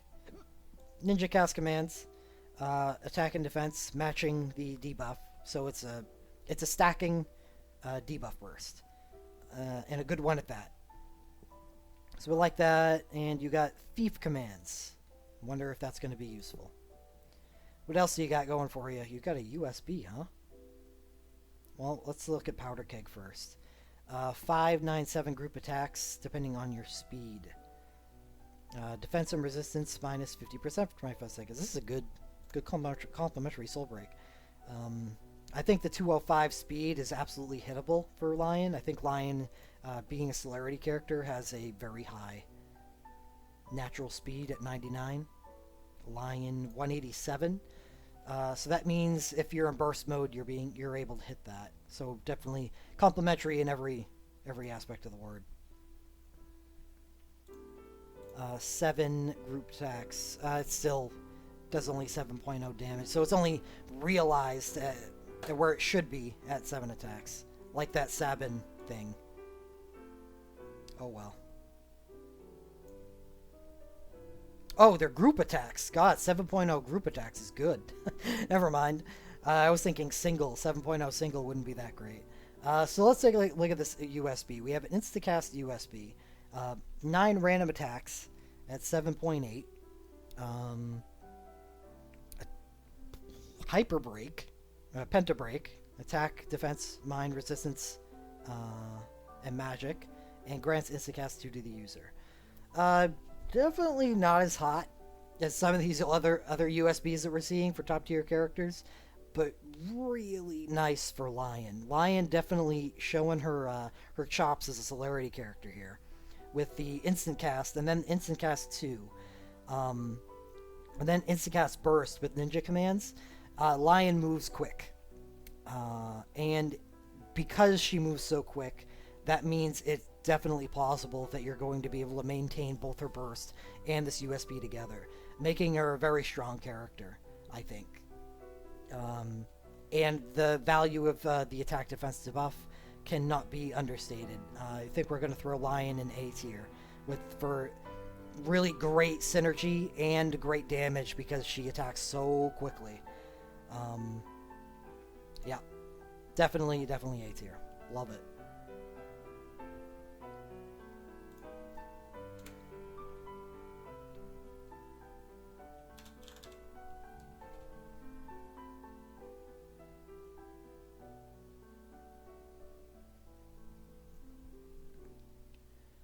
Okay, moving on. We have Zed, who's not in the game yet, but will be. Looks like just strict darkness. Is that really all that he has going for him?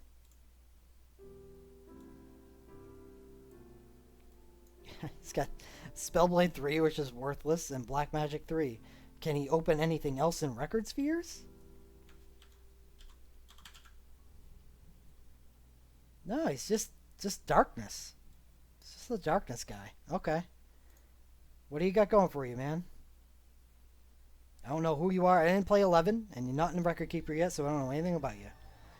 So, uh-oh. Danger. Bursts plus just a Super Soul Break. Uh-oh. Warning bells for Forgotten Character imminent. Causes stun 100%. Fine, because it's an added effect. We have Haste, Attached Dark, and Burst Mode. Super Soul Break is 8 single attacks. Multiplier increases as HP decreases.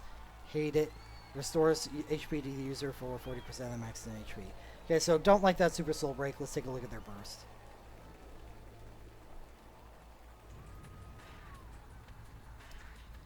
Four single, 2 group.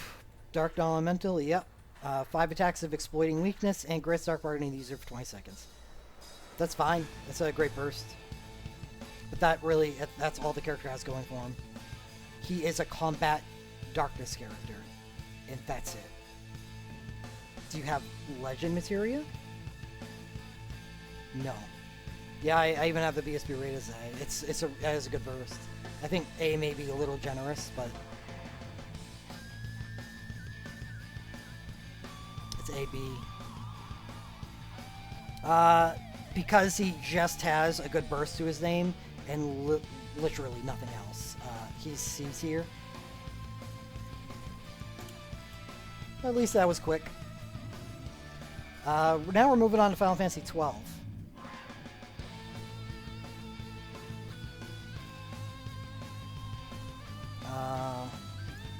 Oh yeah, I mean, what we have his stuff rated as. I think I got a little overzealous with his Bursal Break.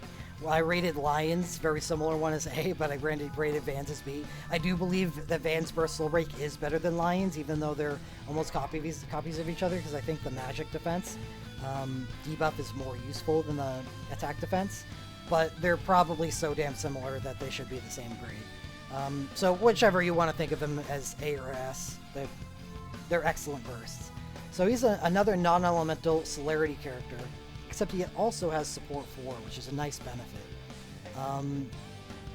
And Thief 6, which is very, very relevant for Van. We're going to find out what Van does with his USB. BSBS, Legend Materia A, Complementary A. Looks good for you, Van.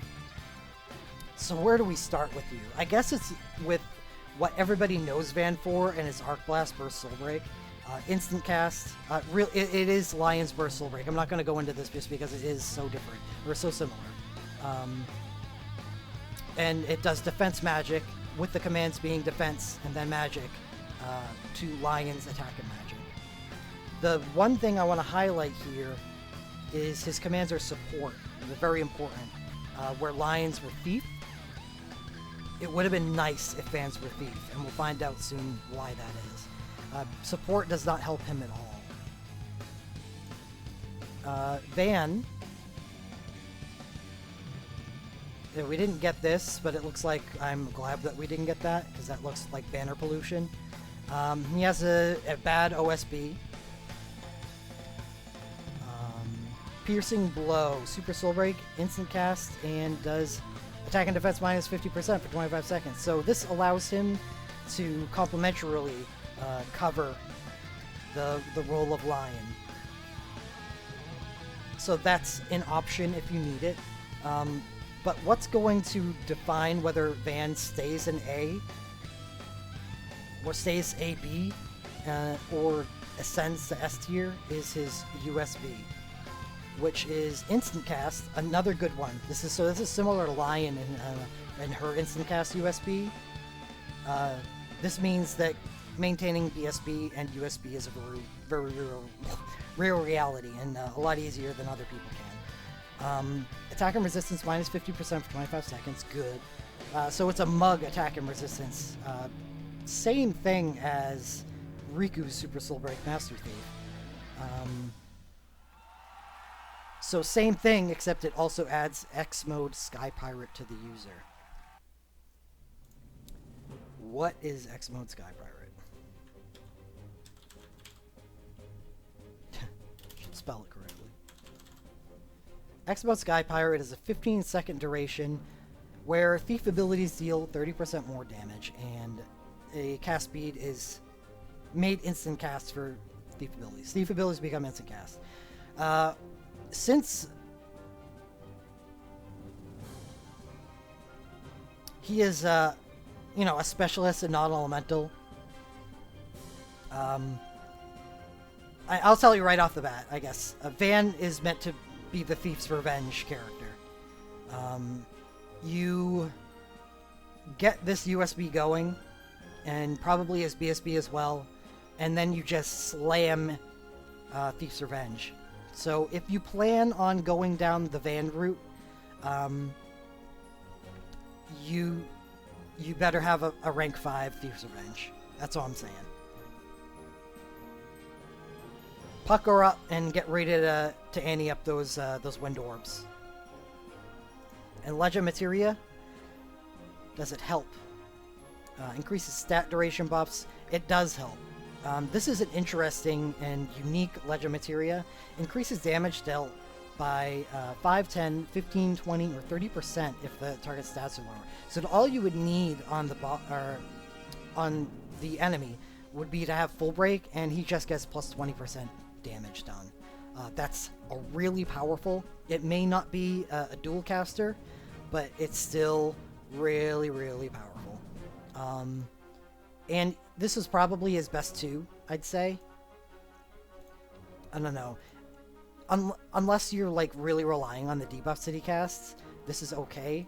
But you want to maximize the amount of damage that you're doing with Thief's Revenge. so it's okay. He's definitely a big moat target because of his two good legend materia here. So how do we play Van? Um, well, he's a Thief's Revenge character. And he's going to do a lot of damage instantaneously with his Thief's Revenge and his USB. And by a lot, I mean a lot. And consider that Thief's Revenge also has the drain component, so the fact that he's instantaneously Thief's Revenging every turn mean he's going to be nigh indestructible while he's doing this.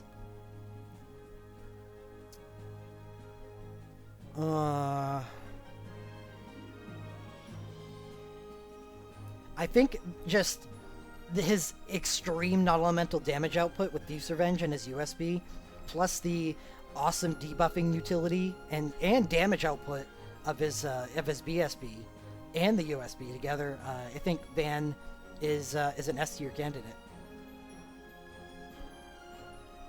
He has so many things going for him.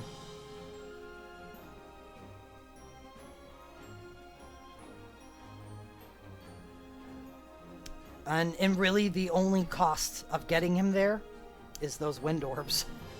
It's a big cost, but I know you can do it.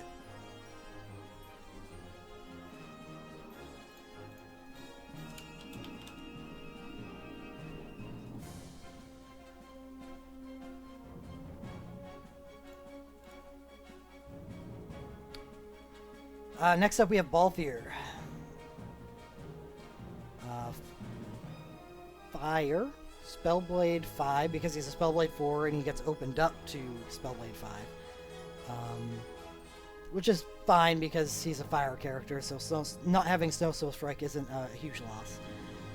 Thief 4, good. Machinist 5, and Shooter 5.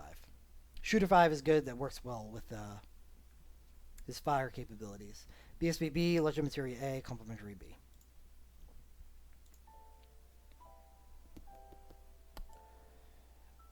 His BSB 2 is what we're going to base him on because his BSB 1 is legendarily bad.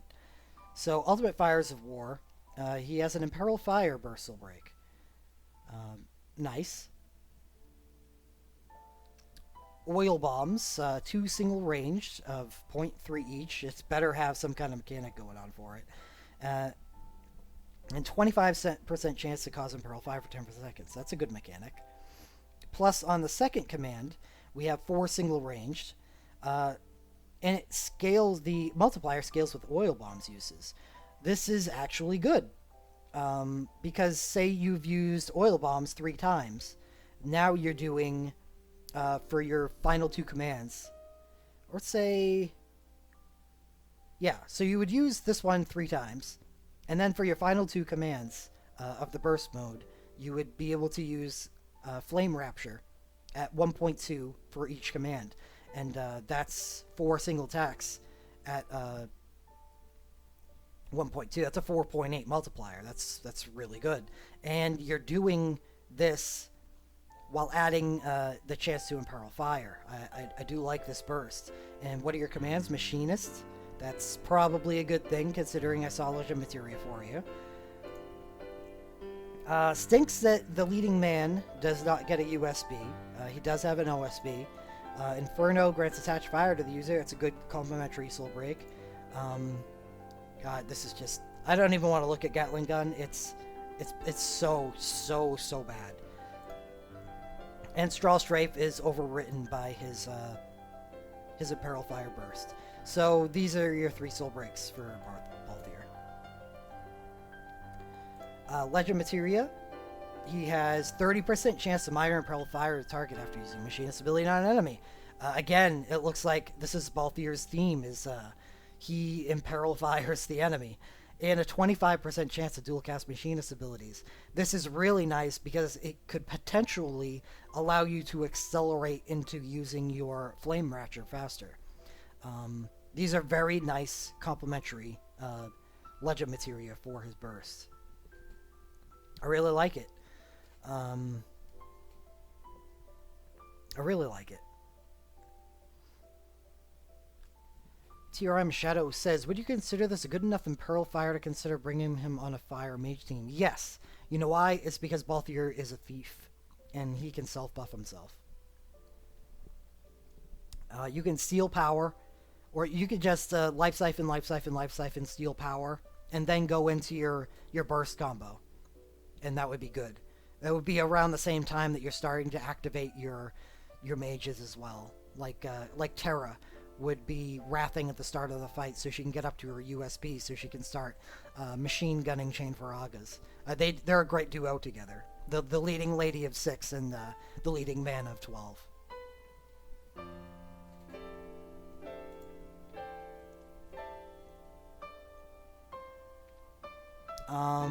So how do I feel about Balthier? Where are we throwing him on the list? I think he's pretty good.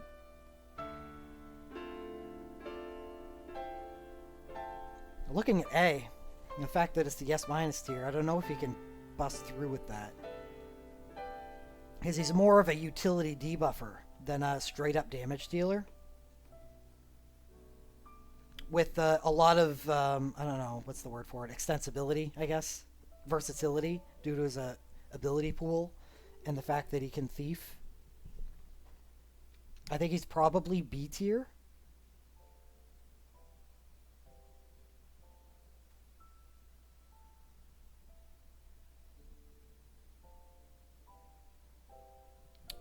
Potential candidate for A. We'll revisit that later. Though we are getting near the end of the list, so I have a better idea of what I want my A and B to be. Man, I just feel like he's on the edge of A and B, and I don't know which one to put him in. We'll put him in B for now. Yeah, if his commands weren't machinist, it would be he would definitely be like BC instead. But it's the fact that he can chain all this together. You know what? Now I'm thinking about it. It's just he feels A. He feels A to me. I feel like with that double cast command and the ability to get the oil bombs on faster, because the quicker he can start doing that 4.8 command to an imperiled target, that just seems really powerful. It seems really powerful.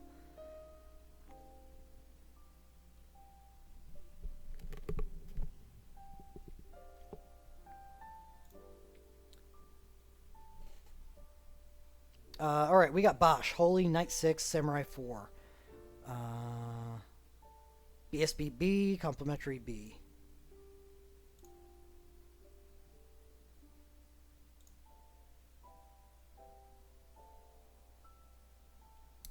BSB, oh man, oops.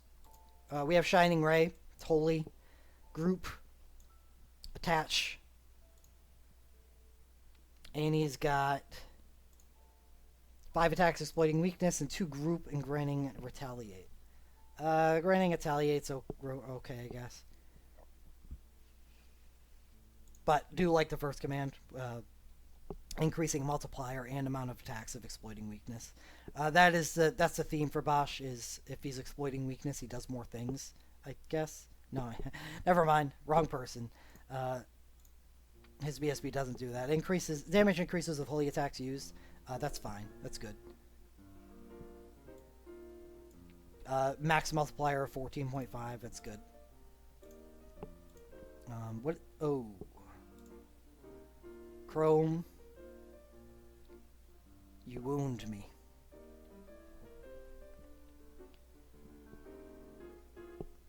He's boyish. I would say Rex looks more boyish than feminine.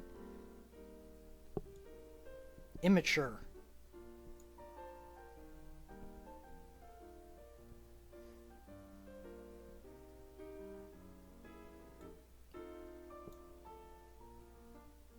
Alright, what else does Bosch have going for him except his Burst Soul Break and OSB? Nothing. Do you have Record Materia? Or Legend Materia? You don't. Well,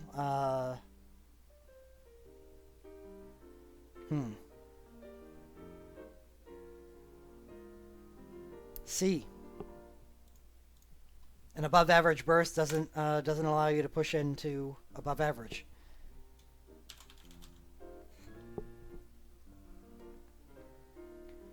Gabranth, Dark, White Magic 4, Night 4, and Darkness 5.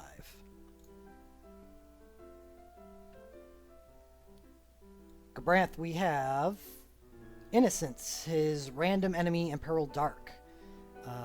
Good so far. Oh, man. The crash reset my position.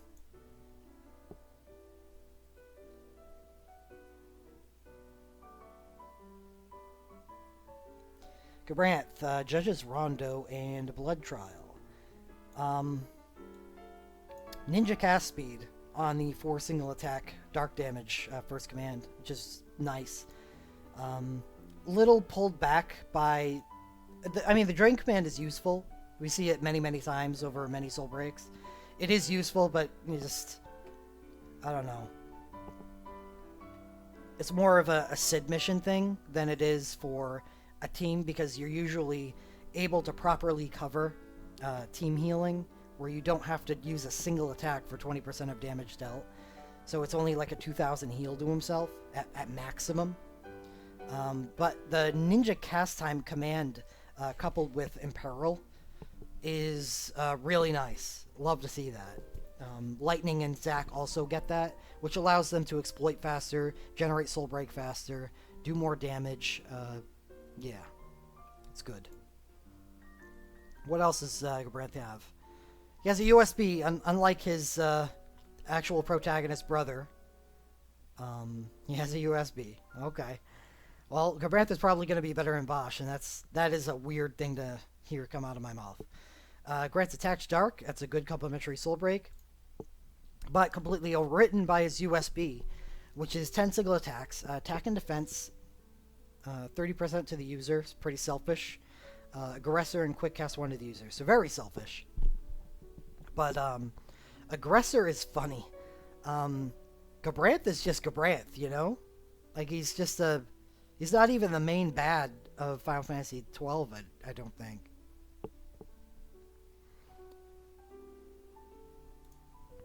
But Aggressor is one of those chain statuses, I believe.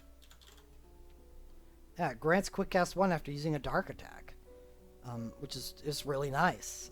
You're half cast timing ninja cast time, so that will reduce your cast times on your first command to 4.2. I mean, it's not instant, but it's damn close. And you have Legend Materia too. Wow.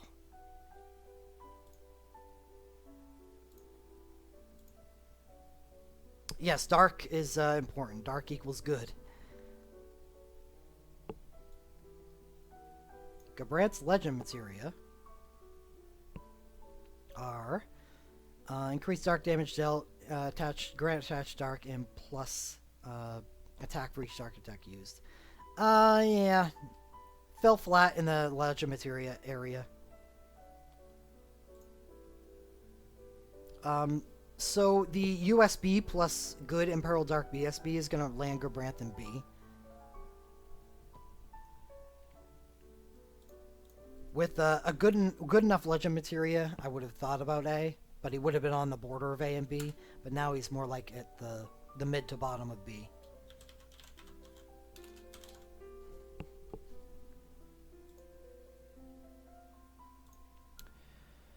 Vayne, Dark, Black Magic 6, Monk 5, and Darkness 5. We have the Black Magic listed because Vayne is both a physical and a magical character.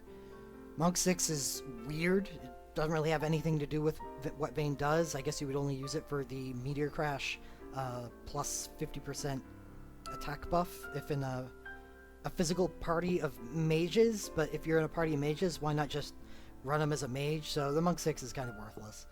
BSB B, Legend Materia A, Complementary B.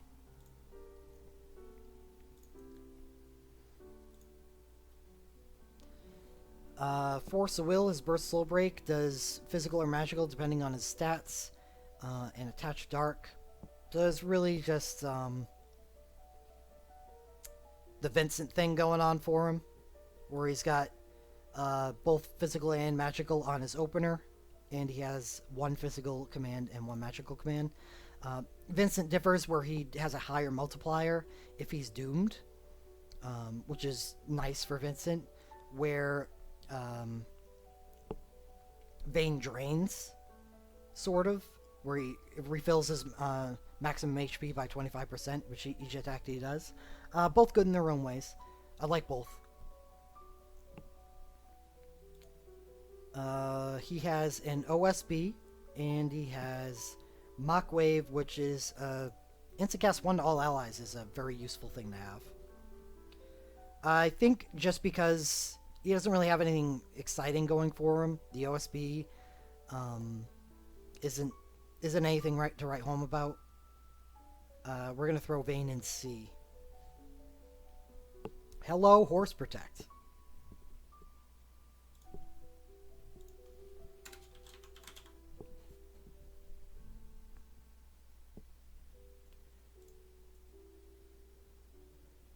Rex. Rex is not out in Global yet. Non-Elemental, White Magic 4, Spellblade 6, and Knight 3. BSB ranked A, and that's for good reason, and Complementary C. Rex is more of a utility character.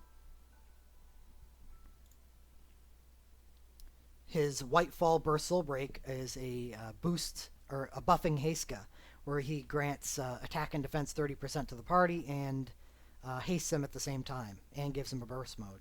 So it's a side grade to Onion Knight. And we all know how we feel about the Onion Knight burst. The difference between them, obviously, is Onion Knight becomes a physical or a magical augmenting character, while Rex is strictly physical. And I suppose there's a lot to be said for that. Sword combo, Super Soul Break, restores HP to all allies for 40% of their maximum HP. That's fine. But you're pretty much just going to be using it for his utility. Burst Soul Break. Lightning Ice command, non-elemental command, normal cast time, 4 single attacks, higher multiplier for exploiting weakness. It's okay, since you're doing both lightning and ice.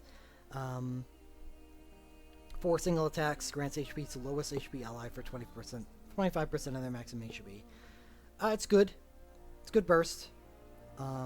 It pretty much defines the character. It's not much of a damage dealer, it's much more a buffer. And has the ability to do respectable to average damage with his burst command against lightning and ice. So we'll throw him in B.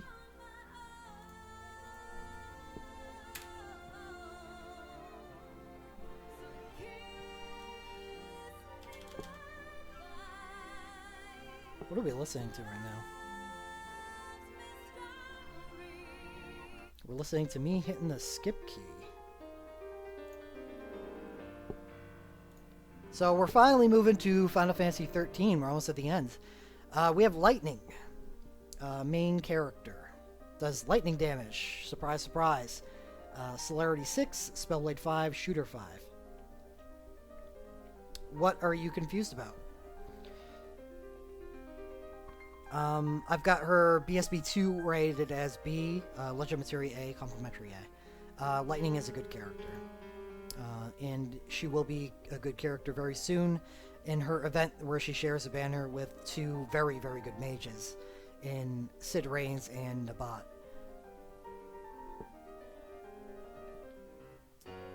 So we'll look at her Burst Soul Break 2 first.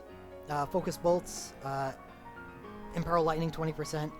This is basically a carbon copy of Zax's Imperil, except Zax is better and does Wind instead, and you'll see why when we get to the commands. We'll do the commands first and then get back to our Soul Breaks. Focus Bolt does Ninja Cast, where, what's his nuts? Zax does half cast celerity, half cast time celerity. So would be 0.6 cast time, while Lightning has 0.8. That's the only difference between the two. Otherwise, everything else lines up. And it's good. With the half cast time, I like both the 4 single and the 2 group generics. That's no problem, Horse Protect. I think you'll get the idea of where I'm going with all this as we move on.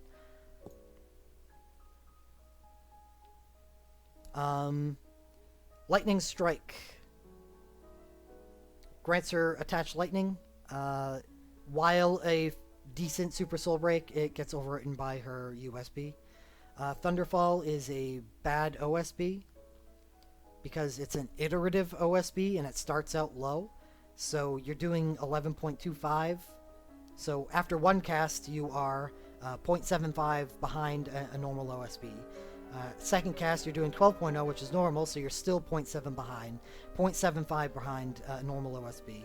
And finally, on the third cast, you make up that final that final 0.75, and you become a normal US or OSB. So you need 3 casts or more for it to be as good as a normal OSB.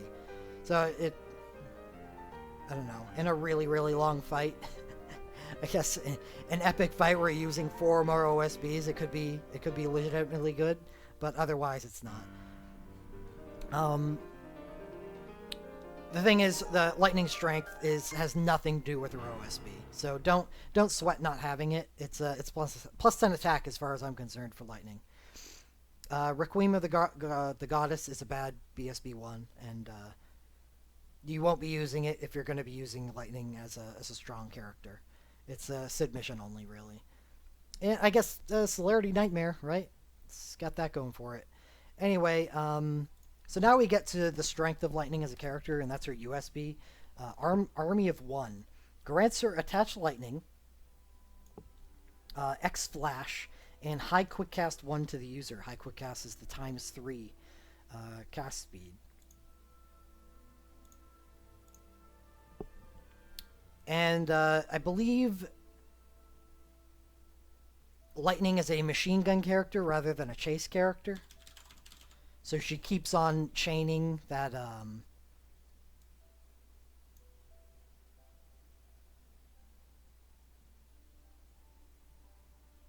what's it called again? Flash. So she keeps on chaining that high quick cast, yeah. She gets attack 30% and grants high quick cast 1 after using a lightning attack. So everything she does is a lightning attack. So as long as this is active for the 15 seconds, you high quick cast everything that you do, including soul breaks. So yeah, she's a machine gun, and this is meant to be used with her BSB2, where you just high quick cast 1 on a 0.83 cast speed burst command makes it like, a 0.26 cast speed command, so practically instantaneous.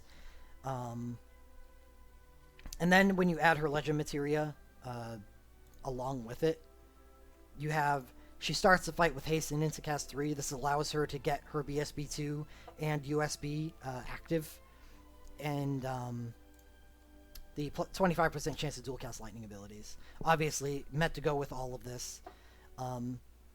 If you do not have her BSB2, her USB still enables her to be a very strong character, because she does have access to Spellblade 5 and can use the dual striking lightning Spellblade. Just be prepared to hone it, because she's a machine gunner and she's going to be using them at a very fast speed. You're probably going to need a rank 5 at least. And by at least, I mean she may need to double fist them. Normally, I think if I just had her USB, I would not double fist and just run Life Siphon and the 5-star Lightning Spellblade. And it would still be a very good. Lightning is going to be... How do I feel about Lightning? She does machine gun. She does imperil while she's machine gunning. She does have ninja commands while she's doing this. This would make her S potential.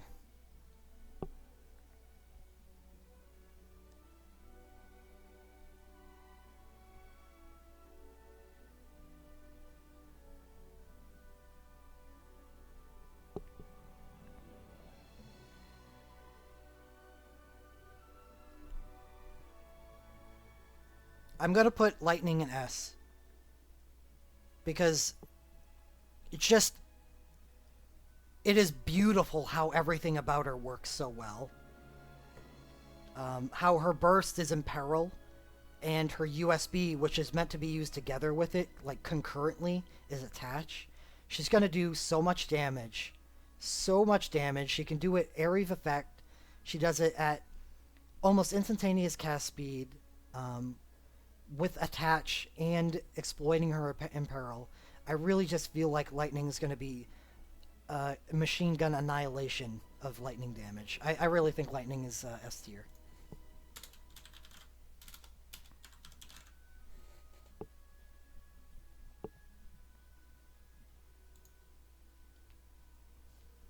Um, Fang is next. Wind Dragoon 6.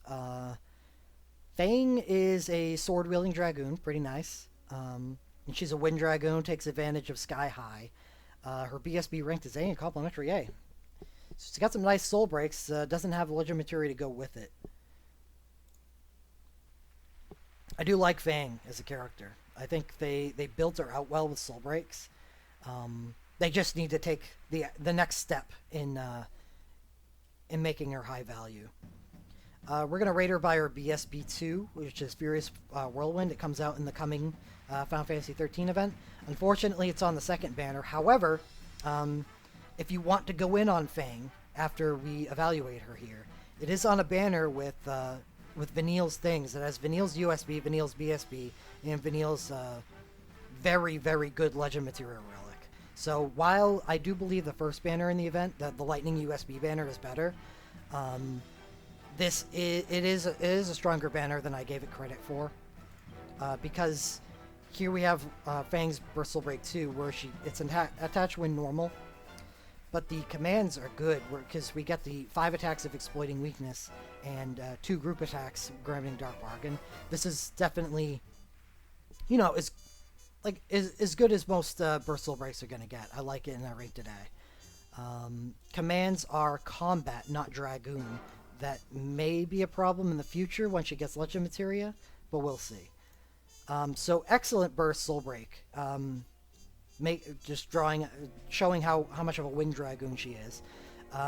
She's got an OSB, just basic, except it's ranged jump, for what that's worth.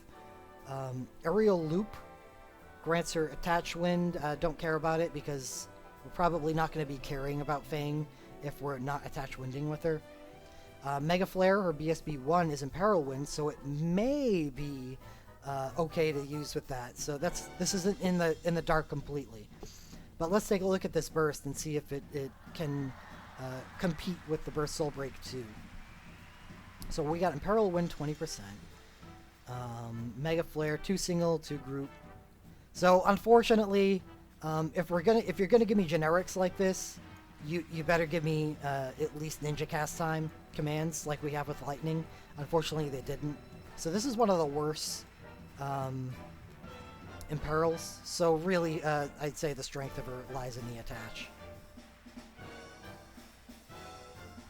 The burst commands aren't ranged. Yeah, that's a big thing too, because Dragoons should be able to operate exclusively out of the back row. So, while she does get an Imperil Wind, and that's worth something, it's definitely not as good as her second burst. She does get an excellent Super Soul Break here, which does fire and wind damage, and puts on the much coveted, attack and magic minus 50% debuff. So, luckily, High Wind shows up on so many banners. I think it's been on like 4 Realm banners, and it's still not dead yet. Excellent Super Soul Break, and really one of the best parts of Fang. It's her version of Cleansing Strike, except it does even more damage, and it's elemental as well.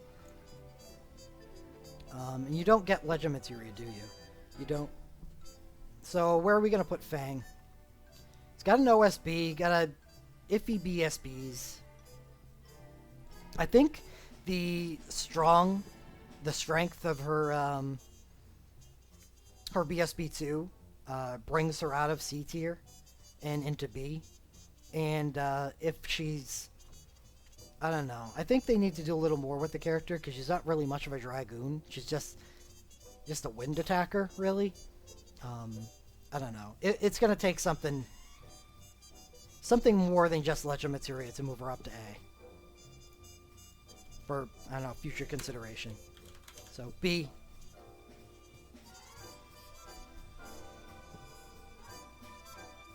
Noel we got next. Non-elemental, white magic 4, thief 5.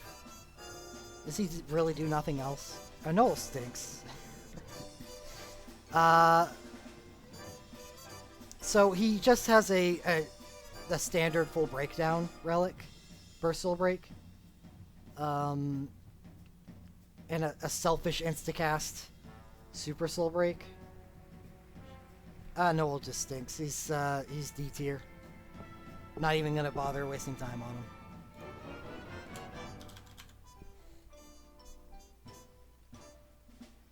We have Thancred, where that's interesting. Didn't expect to see the S tier on the BSB when I rated these. Dual element. I believe he is both fire and poison. Celerity 6, Thief 6, Ninja 6.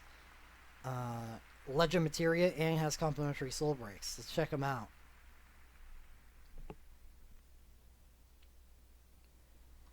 Thancred, what we rated him on, the Shifting Kiss of the Jugulator. I hope it is still called that when it comes to global, because that is an awesome name. Instant cast. Grants physical blink 1 to all allies, grants haste and burst mode. I'm not seeing where the S tier is coming from so far. While the physical blink 1 is nice and the instant cast is nice, so instant cast physical blink. Okay. But what else do you got going for you that gets you further? Alright, we have poison commands, ninja cast commands, 2 single attacks. Okay, and now I think we see why. This is a poison version of Squall's Burst Soul Break. Except they're instacast commands, so while Squall's stops its iteration at 7, Squall uses regular cast time commands, while Thancred uses ninja cast time, so he gets more commands to fit inside the burst. So what you're usually going to see is 6 to 7 commands used during when you're ninja casting. So that means, so once you stack this up, you don't. Oh, you do lose your stacks. Oh, I may not have seen that. That worries me.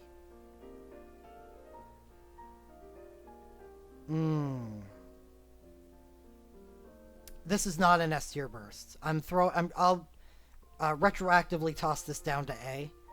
I didn't see the reset. You can't see it on the screen, but it says reset at the end of the second burst command. And that's one of the values of Squalls, is it doesn't reset, so you can use it multiple times after you stacked up the uses on the first command. So what I would be looking to do here is take advantage of his first command and stack up and get the 8 attacks, which is very strong, with the 25% crit chance plus. Unfortunately, he doesn't get attached poison, so we'd be able to use that once.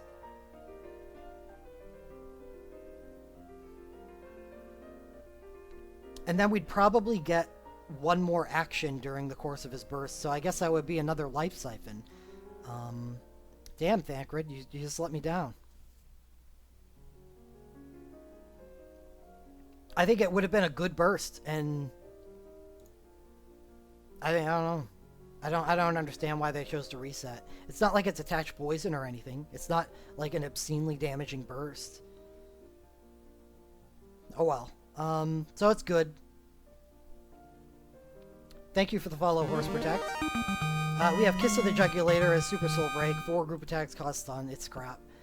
His first Burst Soul Break is probably pretty relevant now, because there's going to be different situations where you're going to want to use the Fire Non-Elemental or the Poison Non-Elemental.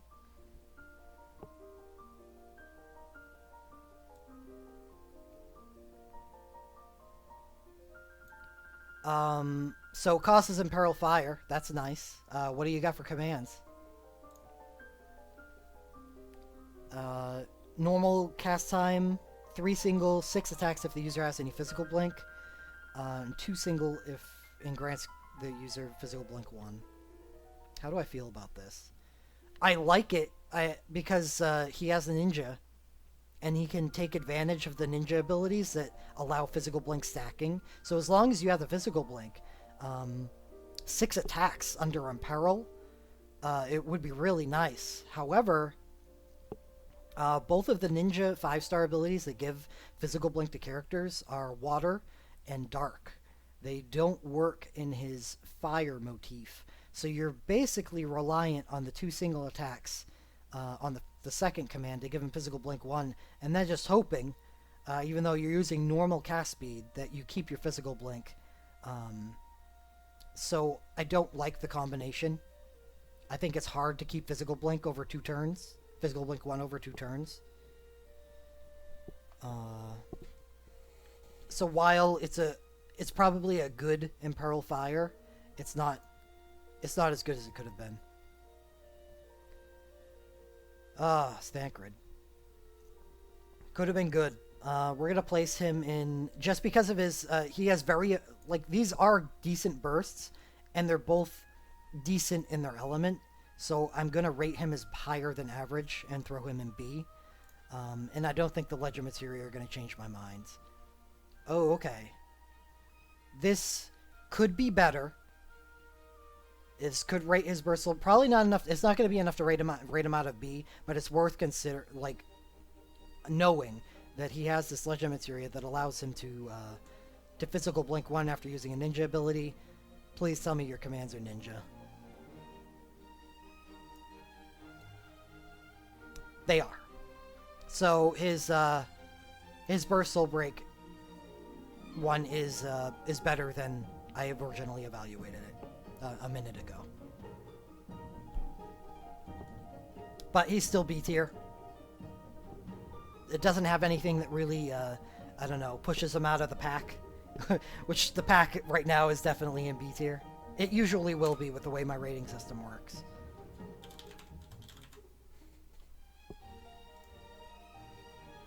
We have Ida coming up next, and Ida does not disappoint.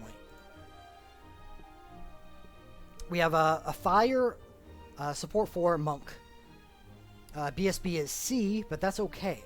Legend Materia A, Complementary A. Ida is power is definitely focused around her USB. Yes, the overview of all of the tier lists, and I will be doing a focus banner evaluation tomorrow night as well for coming banners and which ones I personally believe are the strongest we get. So I believe Ida's power is focused on her USB, but we will take a look at her BSB first. It's just a standard full breakdown entry. The commands are a little different, and honestly I think they hurt her because she gets only 4 single attacks and grants Grease Lightning 1, 2, 3 to the user if the user has Grease Lightning, so they cap out at C. And the second command, I don't even believe it does damage. Does it do damage? Does not do damage. And grants her stones get 30%.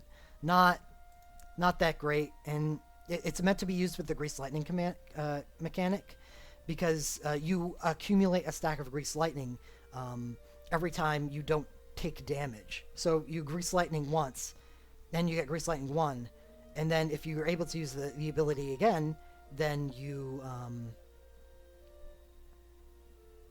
get an increased stack. But if you take damage, then you lose your stack of Grease Lightning. So it's meant to be used in conjunction with Stone Skin, because it essentially makes you not take damage as long as the damage doesn't exceed the 30% Stone Skin bubble.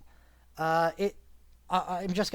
not gonna go into it, but it stinks because she's a damage dealer, and not only is the second command not going to be good enough most of the time to prevent you from taking damage, because it's just not enough, 30% isn't enough, it doesn't do any damage. So you're losing the ability to do damage by trying to protect yourself. Really just terrible. Terrible Bursal Break. Sorry, Ida. And the best thing I can say for it is the fact that it's a fire, plus fire damage fist. Complementary True Demolition. We have defense and resistance minus 50% for 25 seconds, and attack and defense plus 30% to the user. That's a good Super Soul Break, sure. Internal Release grants 50% critical to all allies, and mine 30% to all allies. So the mind is perplexing and weird, but at least internal release is something for full throttle and torment when you've just got extra soul break gauge just lying around. We have Earth and Fire on her USB, and I left this for last because this is really what defines the character and what makes her as good as she is. It is definitely not her burst. 8 single attacks, though it does Earth damage on entry, it is an attached fire. Instant monk abilities 3 and physical blink 3 to the user. This makes her burst a little bit better. It's still awful, but it does make it a little bit better. If you're facing a boss that only does physical damage, it definitely protects her. And allows you more opportunities to stack Grease Lightning. But let's take a look. Well, never mind, we don't have to take a look at anything. So instant monk abilities 3 and physical blink 3. Really, what you're hoping to accomplish here with the instant monk abilities 3 is take advantage of this reset. Do good throwing weapons ever exist? We missed one. It was on the World of Final Fantasy banner. Rain's thrower was really nice. His burst soul break thrower. It's not a 6-star, but the burst soul break thrower was plus fire damage, and it was excellent for Raphia. But as far as 6-star is concerned, no. I don't think there's any good thrown weapons. 5-star monk. That's why I was originally on. All right, we have Burning Crush. This is what makes Ida good. So you use her USB, and you have 3 instant monk attacks. And what you do is you capitalize on having attached fire, instantaneous attacks, and plus 20% critical chance. So definitely not Raphia tier, but still high damage. And you would have to have this high honed. So what you would do is Life Siphon up, use your instant monk attacks 3, and fire out 3 burning crushes, then Life Siphon up to another USB, cast it again, under attached fire, and then just repeat the chain over and over again. Sorry. So nice. Lon, sorry. Did I say Lan again?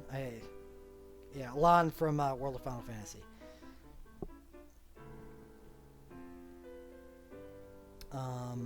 So this is what Ida does. Much better than her Burst Soul Break. I suppose they're considering that you could use this together with her Burst, because I believe her Burst commands are Monk. They are.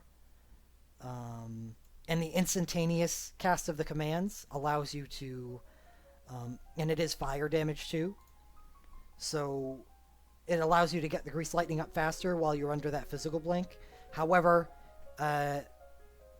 again, you're still going to be losing your Grease Lightning stacks if you're against a magic, a boss that uses magic damage. So at least there's the option of using that 5-star monk ability instead of relying on this burst. I guess 2.32 is a fairly decent multiplier. While better than... Well, not as good as the multiplier on Burning Crush. So I guess if you don't feel like honing up Burning Crush, you could use the burst command instead. But that requires a hell of a lot more preparation as well, because you'd be a Life Siphon button for a while. I really just like Ida for her USB, and I'm probably gonna rate her. She does so much damage with this USB. I want to rate her as B because of that Burst Soul Break. The support is nice.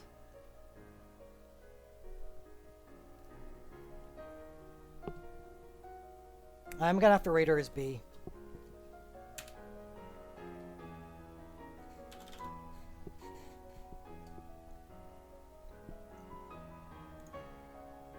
Noctis. Alright, we've moved to... Why didn't I put Gladio here? I guess he's more of a tank, but he does a lot of damage too. Gladio has an OSB as well. Gladio should be on this list, so I'm going to assess him. He just won't be on this list right here. Okay? Noctis is non-elemental master.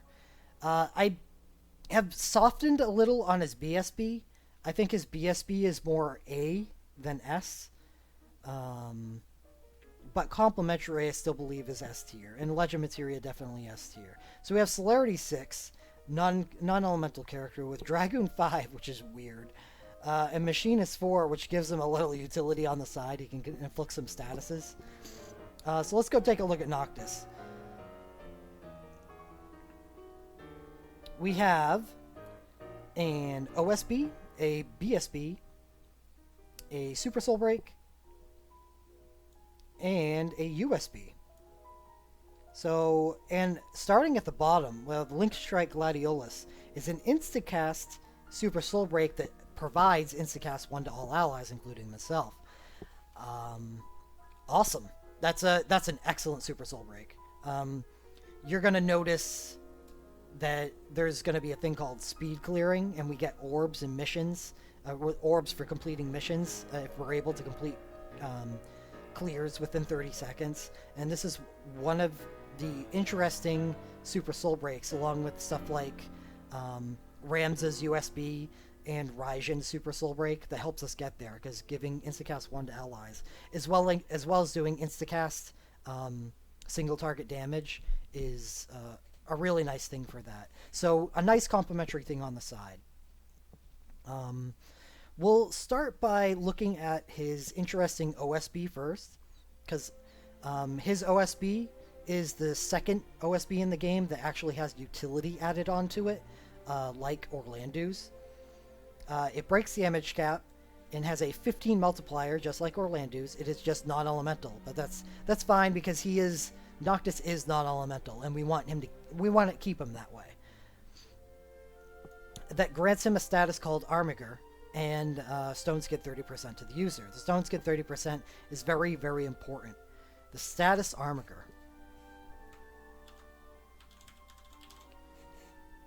doesn't have a duration. Very important. Gives him attack 30% and high quick cast, which is just a pseudonym for cast speed times 3, and it is removed if the user doesn't have the status Stone Skin 30%. That is its duration. As long as you have Stone Skin 30% on you, or Stone Skin. Hold on, I'm going to take a look. This is very important for his USB, and you'll see this later.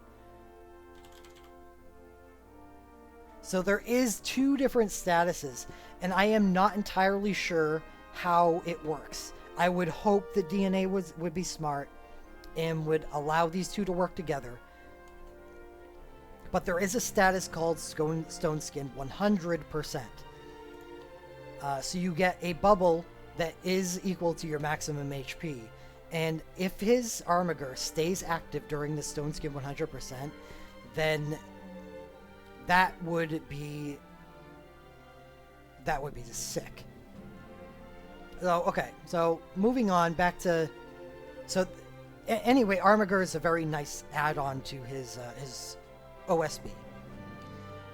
But we stick that on the back burner, and we'll go to his BSB, Instant Cast. 10 single attacks, grants Haste, Combat King, and Burst Mode to the user. Combat King is a nice little status. We looked at this at Zell today. Attack, defense, and resistance plus 30%. Good. The defense and resistance is good because the less damage he takes, the more benefit he gets from having Stone Skin on him from his OSB and his USB.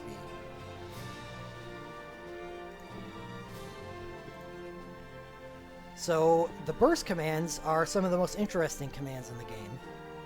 The Power of Kings, Burst Soul Break, Warp Strike, and Point 1. Warp Strike is his first command. All non-elemental, that does 2 single attacks and grants high quick cast 2 to the user. This is great. I mean, tripling your cast times. And the second command is a Smart Ether and grants Stone Skin 30% to the user. Obviously, it looks like this is meant to be used with this OSB. And if you remember the wording on his OSB of Armiger is that it increases cast speed by 3 times. That means that it stacks with high quick cast too. Basically making, if you have both of these active, it means he basically works at instant cast speed. And since this is Stone Skin 30%, I am positive and have confirmation that as long as you keep the Stone Skin running, then you keep Armiger running from his OSB. So you're smart Ether 1ing and Stone Skidding. You don't care that much that this isn't doing that much damage because you're working at practically instant cast speeds. So how do we use Noctis? And Noctis is the Omega Drive user. Yeah, he moves quickly, and you would think that, celerity character, right? He is a celerity character, but his commands are combat. And he gets a Legend Materia, one of the 2 in the game, that allows him to dual cast combat abilities. And he starts off the battle haste and instant cast 3. So this allows him to get up to his whatever combination of soul breaks you want to use. For one that we've seen so far would be his OSB and BSB. They work beautifully together and allow you to keep chaining and keep up the Armiger, plus the 2 forms of instant quick cast.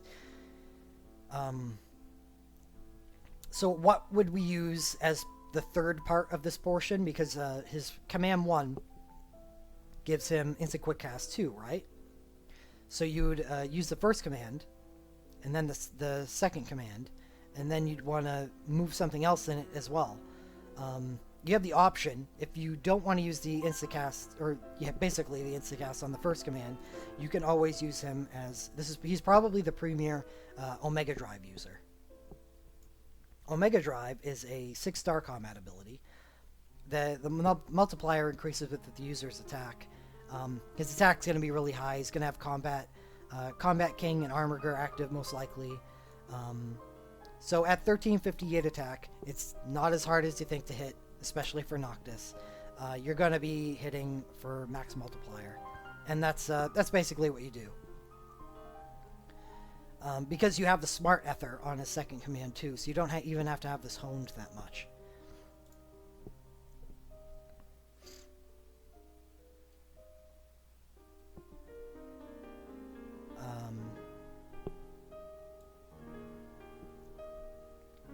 So we have that combination going for him, and we're not done, because Noctis actually gets a USB. This one is not instacast, but if you're using the other stuff with him, it doesn't matter as much anymore, because he's going to have high quick cast in some form, probably. 10 single attacks grants X Royal Power and Stone Skin 100% to the user. Yeah. If that Stone Skin 100% works with his OSB, mind blown, because that means that Armiger is going to be a permanent status as long as you keep chaining these soul breaks.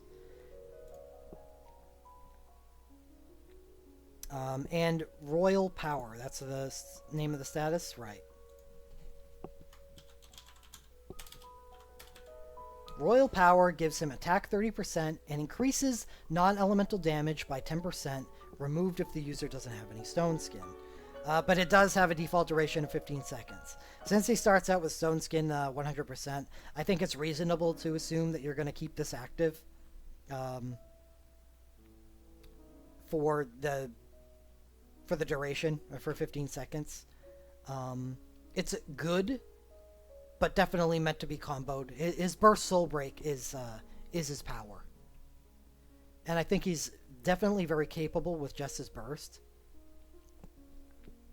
But it's the combination of 25% chance to dual cast combat abilities, which means he life siphons faster as well, as long as you get a dual cast proc. Instant cast 3, so life siphon, life siphon, life siphon, maybe even a little more life siphons. And then whatever flavor you want to use with them from there. Because the Good 15 banner has his OSB and BSB on it, as well as the Super Soul Break and Legend Materia, that's probably where you're going to be using him. Um, but the USB comes later, and you can throw that into the mix if you want. Um, I think I've softened a little on Noctis. I think I'm going to throw him as A because I think he's in the same tier as Lunith and Squall as far as putting out damage. However, he is the highest damage output non-elemental character in the game, and that's something you shouldn't forget when you're talking about Noctis. And that's important because, as I said earlier in this video, there will be a non-elemental Magicite dungeon, and he'll be king there. And as I've heard from Japanese players, that since he is not elemental and is not affected by the elemental resistances that happen in the other Magicite dungeons, since he does so much non-elemental damage, he is an effective member of even elemental parties. So that's something to consider. And I'm already talking myself into Noctis as S tier again. I'm going to keep him as A for now, but maybe S.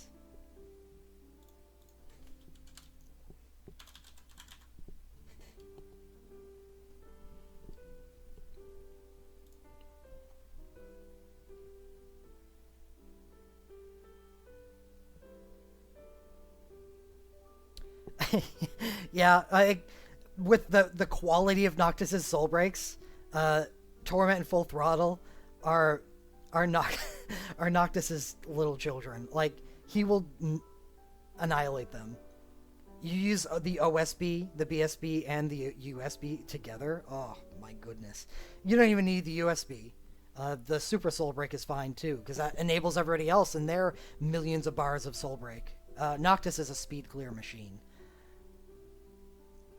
Okay, moving on. We're going to look at Gladio. He's not on this list, but he deserves to be. Because though he's a very capable tank with the Sentinel on his Burst Soul Break and his high defenses, he also has very good offensive capability.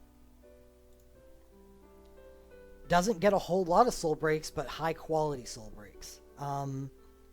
Super Soul Break, Fiery Talk. That's on theme. I like the name. For anyone that's played 15. Attack 50% to all allies. Okay, that's fine. Grant's Last Stand. This is a good complementary Soul Break. OSB, we got breaks damage cap, multiplier, increases with hits taken.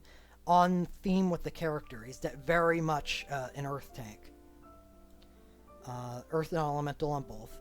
And something to keep in mind for his OSB, it is a strange weapon, but a very good weapon, in the fact that it is a 6-star fire damage all realms relic sword. Very good, very good relic, and realm synergy Earth. It's weird considering the fact that he's so heavily biased towards Earth, but still an awesome relic. Gladiolus. Oh no. We gotta do his burst first. Gladiolus Burst. We have Earth Non-Elemental, grants haste, attach Earth, and burst mode to the user. This is why he's on the list, because it's an attach Earth burst, so he's a damage dealer. And we see that really helps him out a lot here, because he has a 5-hit Earth command. I believe they're both Earth Non-Elemental. Come on. Yeah, Earth Non-Elemental. So he has a 5-hit Earth command that's attainable with 2,490 defense, which sounds like a lot, but it's actually fairly easily obtainable because of this. Sentinel is a unique status that allows you to taunt PHY attacks and BLK attacks, and gives you plus 200% defense. This plus Protectka is going to get you this the threshold for the defense. So you're hitting 5 attacks, Earth attacks with Attach Earth. So he's actually a legitimately good Earth damage dealer too. There's Gaia Cross, but it's only 2 hits. Though Gaia Cross does bestow Draw Fire to you, which is another status separate from Sentinel, which gives you plus 100 more defense. It's very easy to get 2490 with him. So Gladiolus is a fairly decent damage dealer. I think we're going to put him in B, because he's more of a knight, but still capable as damage. And he does get Legend Materia, and a nice chance, I guess, cover Materia. I've since not been as much of a fan of the cover, but it's still good, especially with Gladio, because he relies on having Sentinel up to use his first burst command. So if anyone has Sentinel up in the party, the chance to cover physical becomes null. So I guess it depends on how high you can stack this attack percentage and the goodness of his Legend Materia. However, Gladio is an easy B. He's an easy B.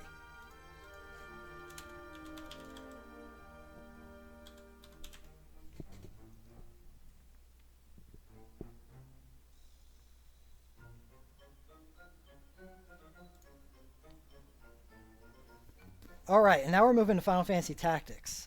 We have Agrius starting out the party. Holy, White Magic 4, Knight 6. So we got a Paladin here. We got A's across the board. And of note, Agrius is an S-tier Knight. She makes it onto this list because she is the Guardbringer duo. Guardbringer is a very good ability for a lot of Knights, but Guardbringer is meant for Agrius and Beatrix. We have her original Super Soul Break Hollow Bolt. You know, I guess. Paralyze and Silence, sure. I have used it. Cleansing Strike is one of the great little fringe bonuses for Agrius. Very old Soul Break, but the relic is plus lightning shields, great relic. And the attack and magic minus 50% debuff is awesome, just as awesome as it was on Fang. Agrius is a better character, so it makes up for the fact that this is a normal Soul Break and doesn't do as much damage. So, I'll skip Divine Ruination for now because that's basically what makes her as a character. Holy Knight Charge is a good complementary Soul Break for her because it gives her Attach Oli, and it's the only way that she can obtain that. So in case you want to deal more damage for whatever reason, she's always got that going for her. It's like a pseudo OSB in case you don't have her OSB. Which is the typical 12.75 multiplier of exploiting elemental weakness. The relic is good, all-realm Holy Sword. So let's go back to Divine Ruination. And if Agrius, if all you have for Agrius is Divine Ruination, that's all she needs to be an excellent damage dealer and knight. Causes Imperil Holy for 20 seconds to all enemies. And the commands are Devotion's Blade. Again, love Sentinel on a command. 2 single attacks, holy damage, pure holy, and grants Sentinel. And the second attack is 2 single, same amount of damage, and grants resistance plus 40%. So what you're essentially doing with her is using her burst and capitalizing on the Imperil to keep on generating Soul Break. And during the interim, while you have between burst Soul Breaks used, you want to use it on cooldown. Every time it comes back up, you want to use it to keep stacking. You want to get Sentinel running, and if you're against a boss that does magic damage, you want to get Resistance running as well. And once you get both of those going, then you start using Guardbringer, the new 5-star Knight ability that does 4 attacks at 1.0 each, so 4.0 if you've got all attacks running, if you have enough defense. Like Gladio and his Sentinel Burst Soul Break, it's the same thing. You just need to hit a defense threshold, and it's really easy to hit with Sentinel. And the fact that Agrius is a knight has a naturally good defense, and all the defenses in the game that are easy to provide to everybody.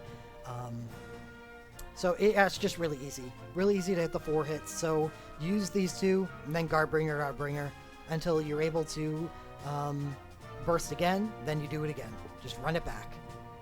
And that's all you need for Agrius for her to be excellent. The fact that she also has Cleansing Strike, also has an OSB, and also has a good Attach Holy Super Soul Break is gravy. And we have some more gravy to throw on the fire, because Agrius also has support capability due to her utility capability. I think it's more fitting, due to her ability to 30% chance to minor Imperil Holy to target after using a Knight ability on an enemy. Both of her burst commands are Knight abilities, and so is Guardbringer. So she is the Imperil machine in the duo between Beatrix and her. Beatrix has a chance to double cast, while she has the chance to Myra Imperil Holy. And they are both A tier worthy.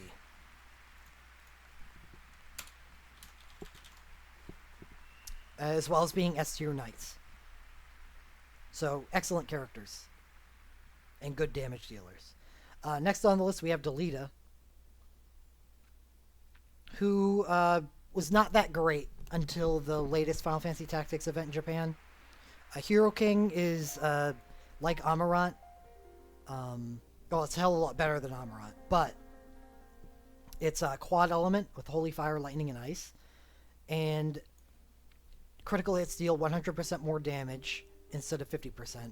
However, he didn't have a way to increase his critical percentage, so he was reliant on a party that was able to build around him to get for this to do a significant amount of damage. Because otherwise, it's just a 4-element version of Pain. And you see the burst commands here. We have the elements are split, 2 on this and 2 on this. Holy Fire, Lightning, Ice. Fair multipliers, but still not that great. And he also has the critical hits deal 100% more damage on each command. So really, really dependent on that critical buff, which he was not able to obtain until the latest Final Fantasy Tactics event, and this makes him a much better character. Hail to the King, which is a real dick thing to call his USB. 10 single attacks, increased multiplier of exploiting weakness. It exploits four weaknesses, so it's pretty nice. Grants Bushido, and instant cast 2 to the user.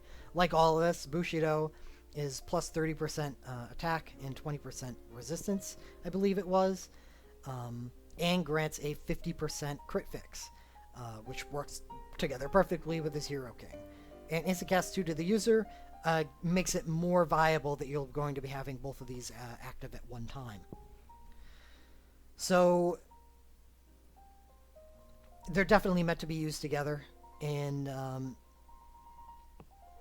Delita moves in from where he would have been probably in C tier up to B tier because of his BSB and USB combo.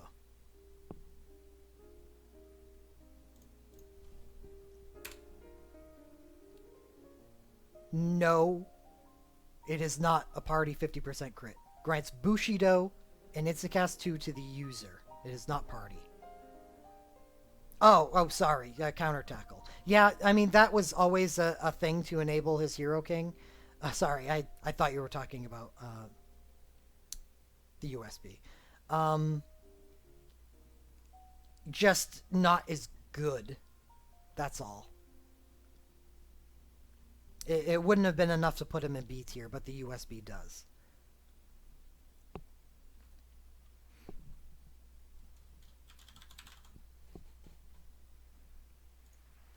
Next after Delita, we have Mustadio, who's a non-elemental support 4, machinist 6, shooter 6. Why is sharpshooter doesn't have a 6? So that's supposed to be a 5. So never mind about that. BSB A, wow. Did I really rate it that highly? Complimentary B. Oh wait, let's look at the legend material for Delita. Chance to dual cast Spellblade. Yeah, that's good. Spellblade abilities do more damage. Still B tier, but a nice thing for you to note for Delita. Okay, moving on. Sorry. Back to Mustadio.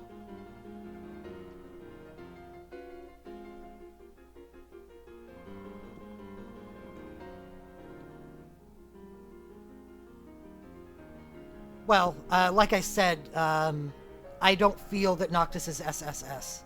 I just haven't edited the image. That's all. I did say that when I started evaluating Noctis. So, like I say often, these are not concrete ratings for characters. Please don't pay that much attention to them. They're just a reference chart for me. We have Mustadio with his burst. Sharpshoot Spray. We have attack minus 40% for 25 seconds. That's a good debuff. Good debuff. not 50, but 40 on both of the offensive. Burst commands. Mustadio looks similar to Laguna. They look like the game's machinists. Where he gets 2 ranged attacks, and it's all non-elemental, and grants instant machinist abilities 2 to the user, and has a armor breakdown for his second attack, which is kind of cool. It's not that cool. Which is good. He's the rapid fire user, where Laguna was the Tempest Knight. Rapid fire unfortunately has a problem where it's random hit, where Tempest Knight is single target and elemental, so you can buff its damage. So though you're firing rapid fires at two times speed or instant speed, yeah, I'm not really a big fan of this. Even though you could probably put out some decent non-elemental damage, it loses effectiveness because of that. He does have a Hyper Break going for him, so while not a true support, he can at least put something that like halfway mimics the capability of Full Break. It's okay. I'm gonna put Mustadio in C, because he's definitely not D tier, with the ability to put out damage like he does. However, yeah, he's got some flaws. He got some flaws that I can't overlook.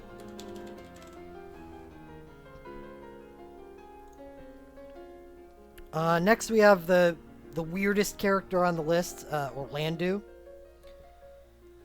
Dual Elemental. He's Holy and Lightning, Celerity 6, Spellblade 6, Knight 6, Samurai 6, and Darkness 4.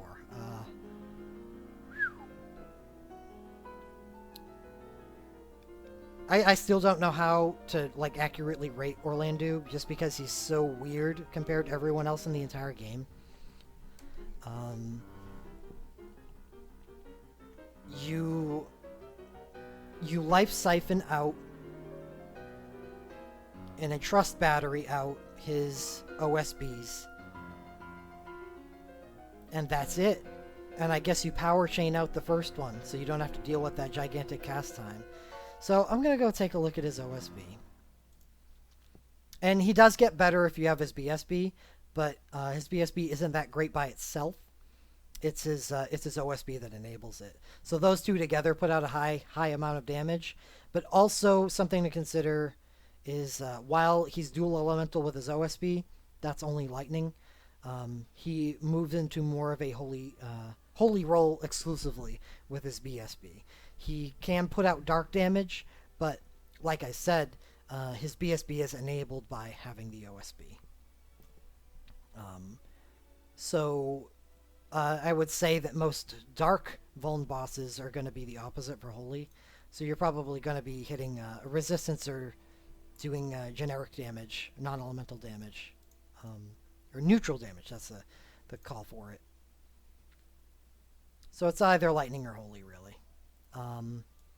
So what he does with his OSB is he does 15.0 elemental damage, breaks damage cap, and grants Thunder God's Might to the user. I believe this is for 30 seconds. That's a great duration. No, it's for 25 seconds, so it's just still pretty good. And it gives him cast speed times 3.0. Which just enables you to keep on doing it. So you just do it over and over and over and over again. And if you're hitting a Holy vulnerable or a Lightning vulnerable boss, they just melt. And that's what he does. That's what Orlandu does. We're going to give Orlandu A tier. Because while he does those two elements pretty well, I would say that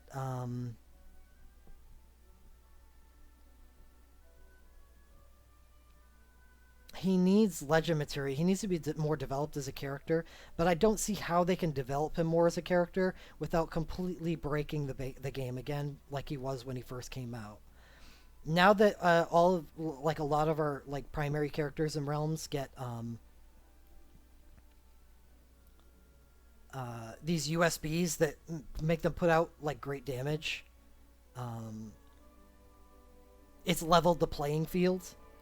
But wow, if they give Orlando good legend materia, or like a good USB or something, he's just gonna annihilate the game. And I don't want to see that.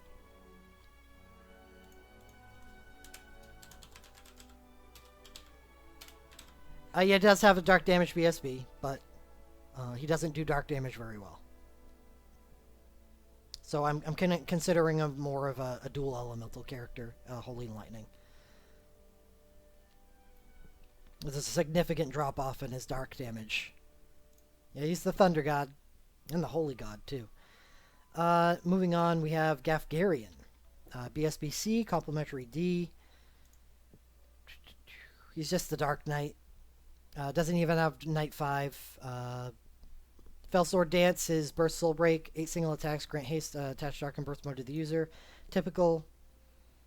Unfortunately, his commands cap out at 2 single attacks that Smart Ether 1. And Smart Ether is not even that useful on a Dark Knight. Because basically what you're looking to do with an Ether is take advantage of 6-star abilities. And what do? Do you Omega Drive with them? And if you do, you're losing the ability to... you're not getting any advantage of his ability as a Dark Knight. So I guess you...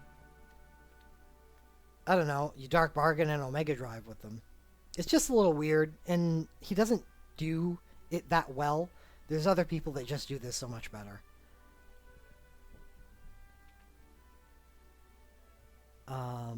So, not a great burst. Duskblade, Super Soul Break, and gives an Ether to the party. Gafgarian has... Is he as bad as the other people on this list? I think he is. I think he's D tier potential.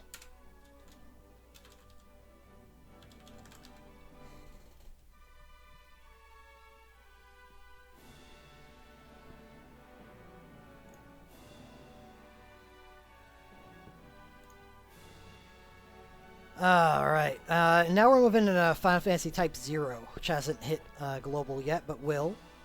We have 9 with Dragoon 6. He's a Wind Dragoon. BSB I have it rated as A. Legend Materia B. And Complementary D. Okay. What do you got, 9? Cheeky Motivator. Okay. 8 single range jump attacks, grants haste, attach, wind, and burst mode to the user. First command has an increased multiplier if exploiting weakness. 4 attacks and 2 group attacks with Dark Bargain on the second.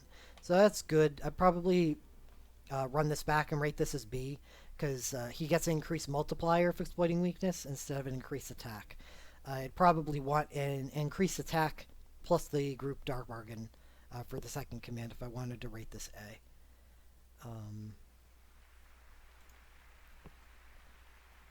His Super Soul Break is defense 100% and grants Protect Shell to whole party. Not that good. We're going to rate 9 as C because he does have a good burst. So he's an effective Wind Dragoon. Just not anything special at all. Nothing above average here. Average Dragoon. And last on the list we have Lan. Fire, support 4, summoning 6. BSB rated as A, complementary D. Any S tiers in 12 to 14 through tactics.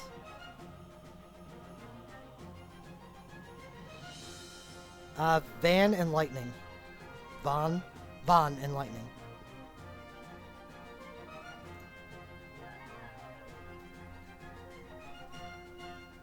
Alright, we got Lan, who has an OSB, which does more damage if Rain is alive. Well, that stinks, because you generally don't want to have them on the same team. Okay, so yeah, there's your OSB. At least the OSB. Oh god, it's not elemental. Oh wow. This may be the worst OSB in the game. Oh, so moving on. We have Channel Element Fire, Fire non-elemental, Haste attachment, attach fire in burst mode to the user. 4 single range has a higher multiple. It's exactly like 9's, so it's average. Lon is going to be C tier.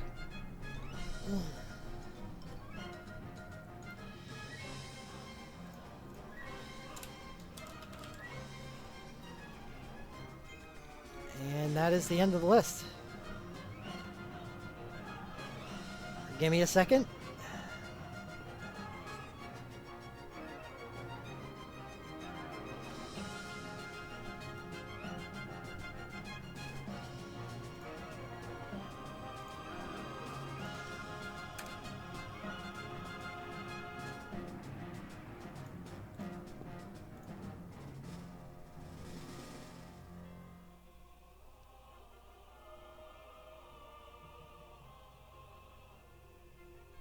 So you look at the top tier for a second while I go and fetch myself a drink and some food.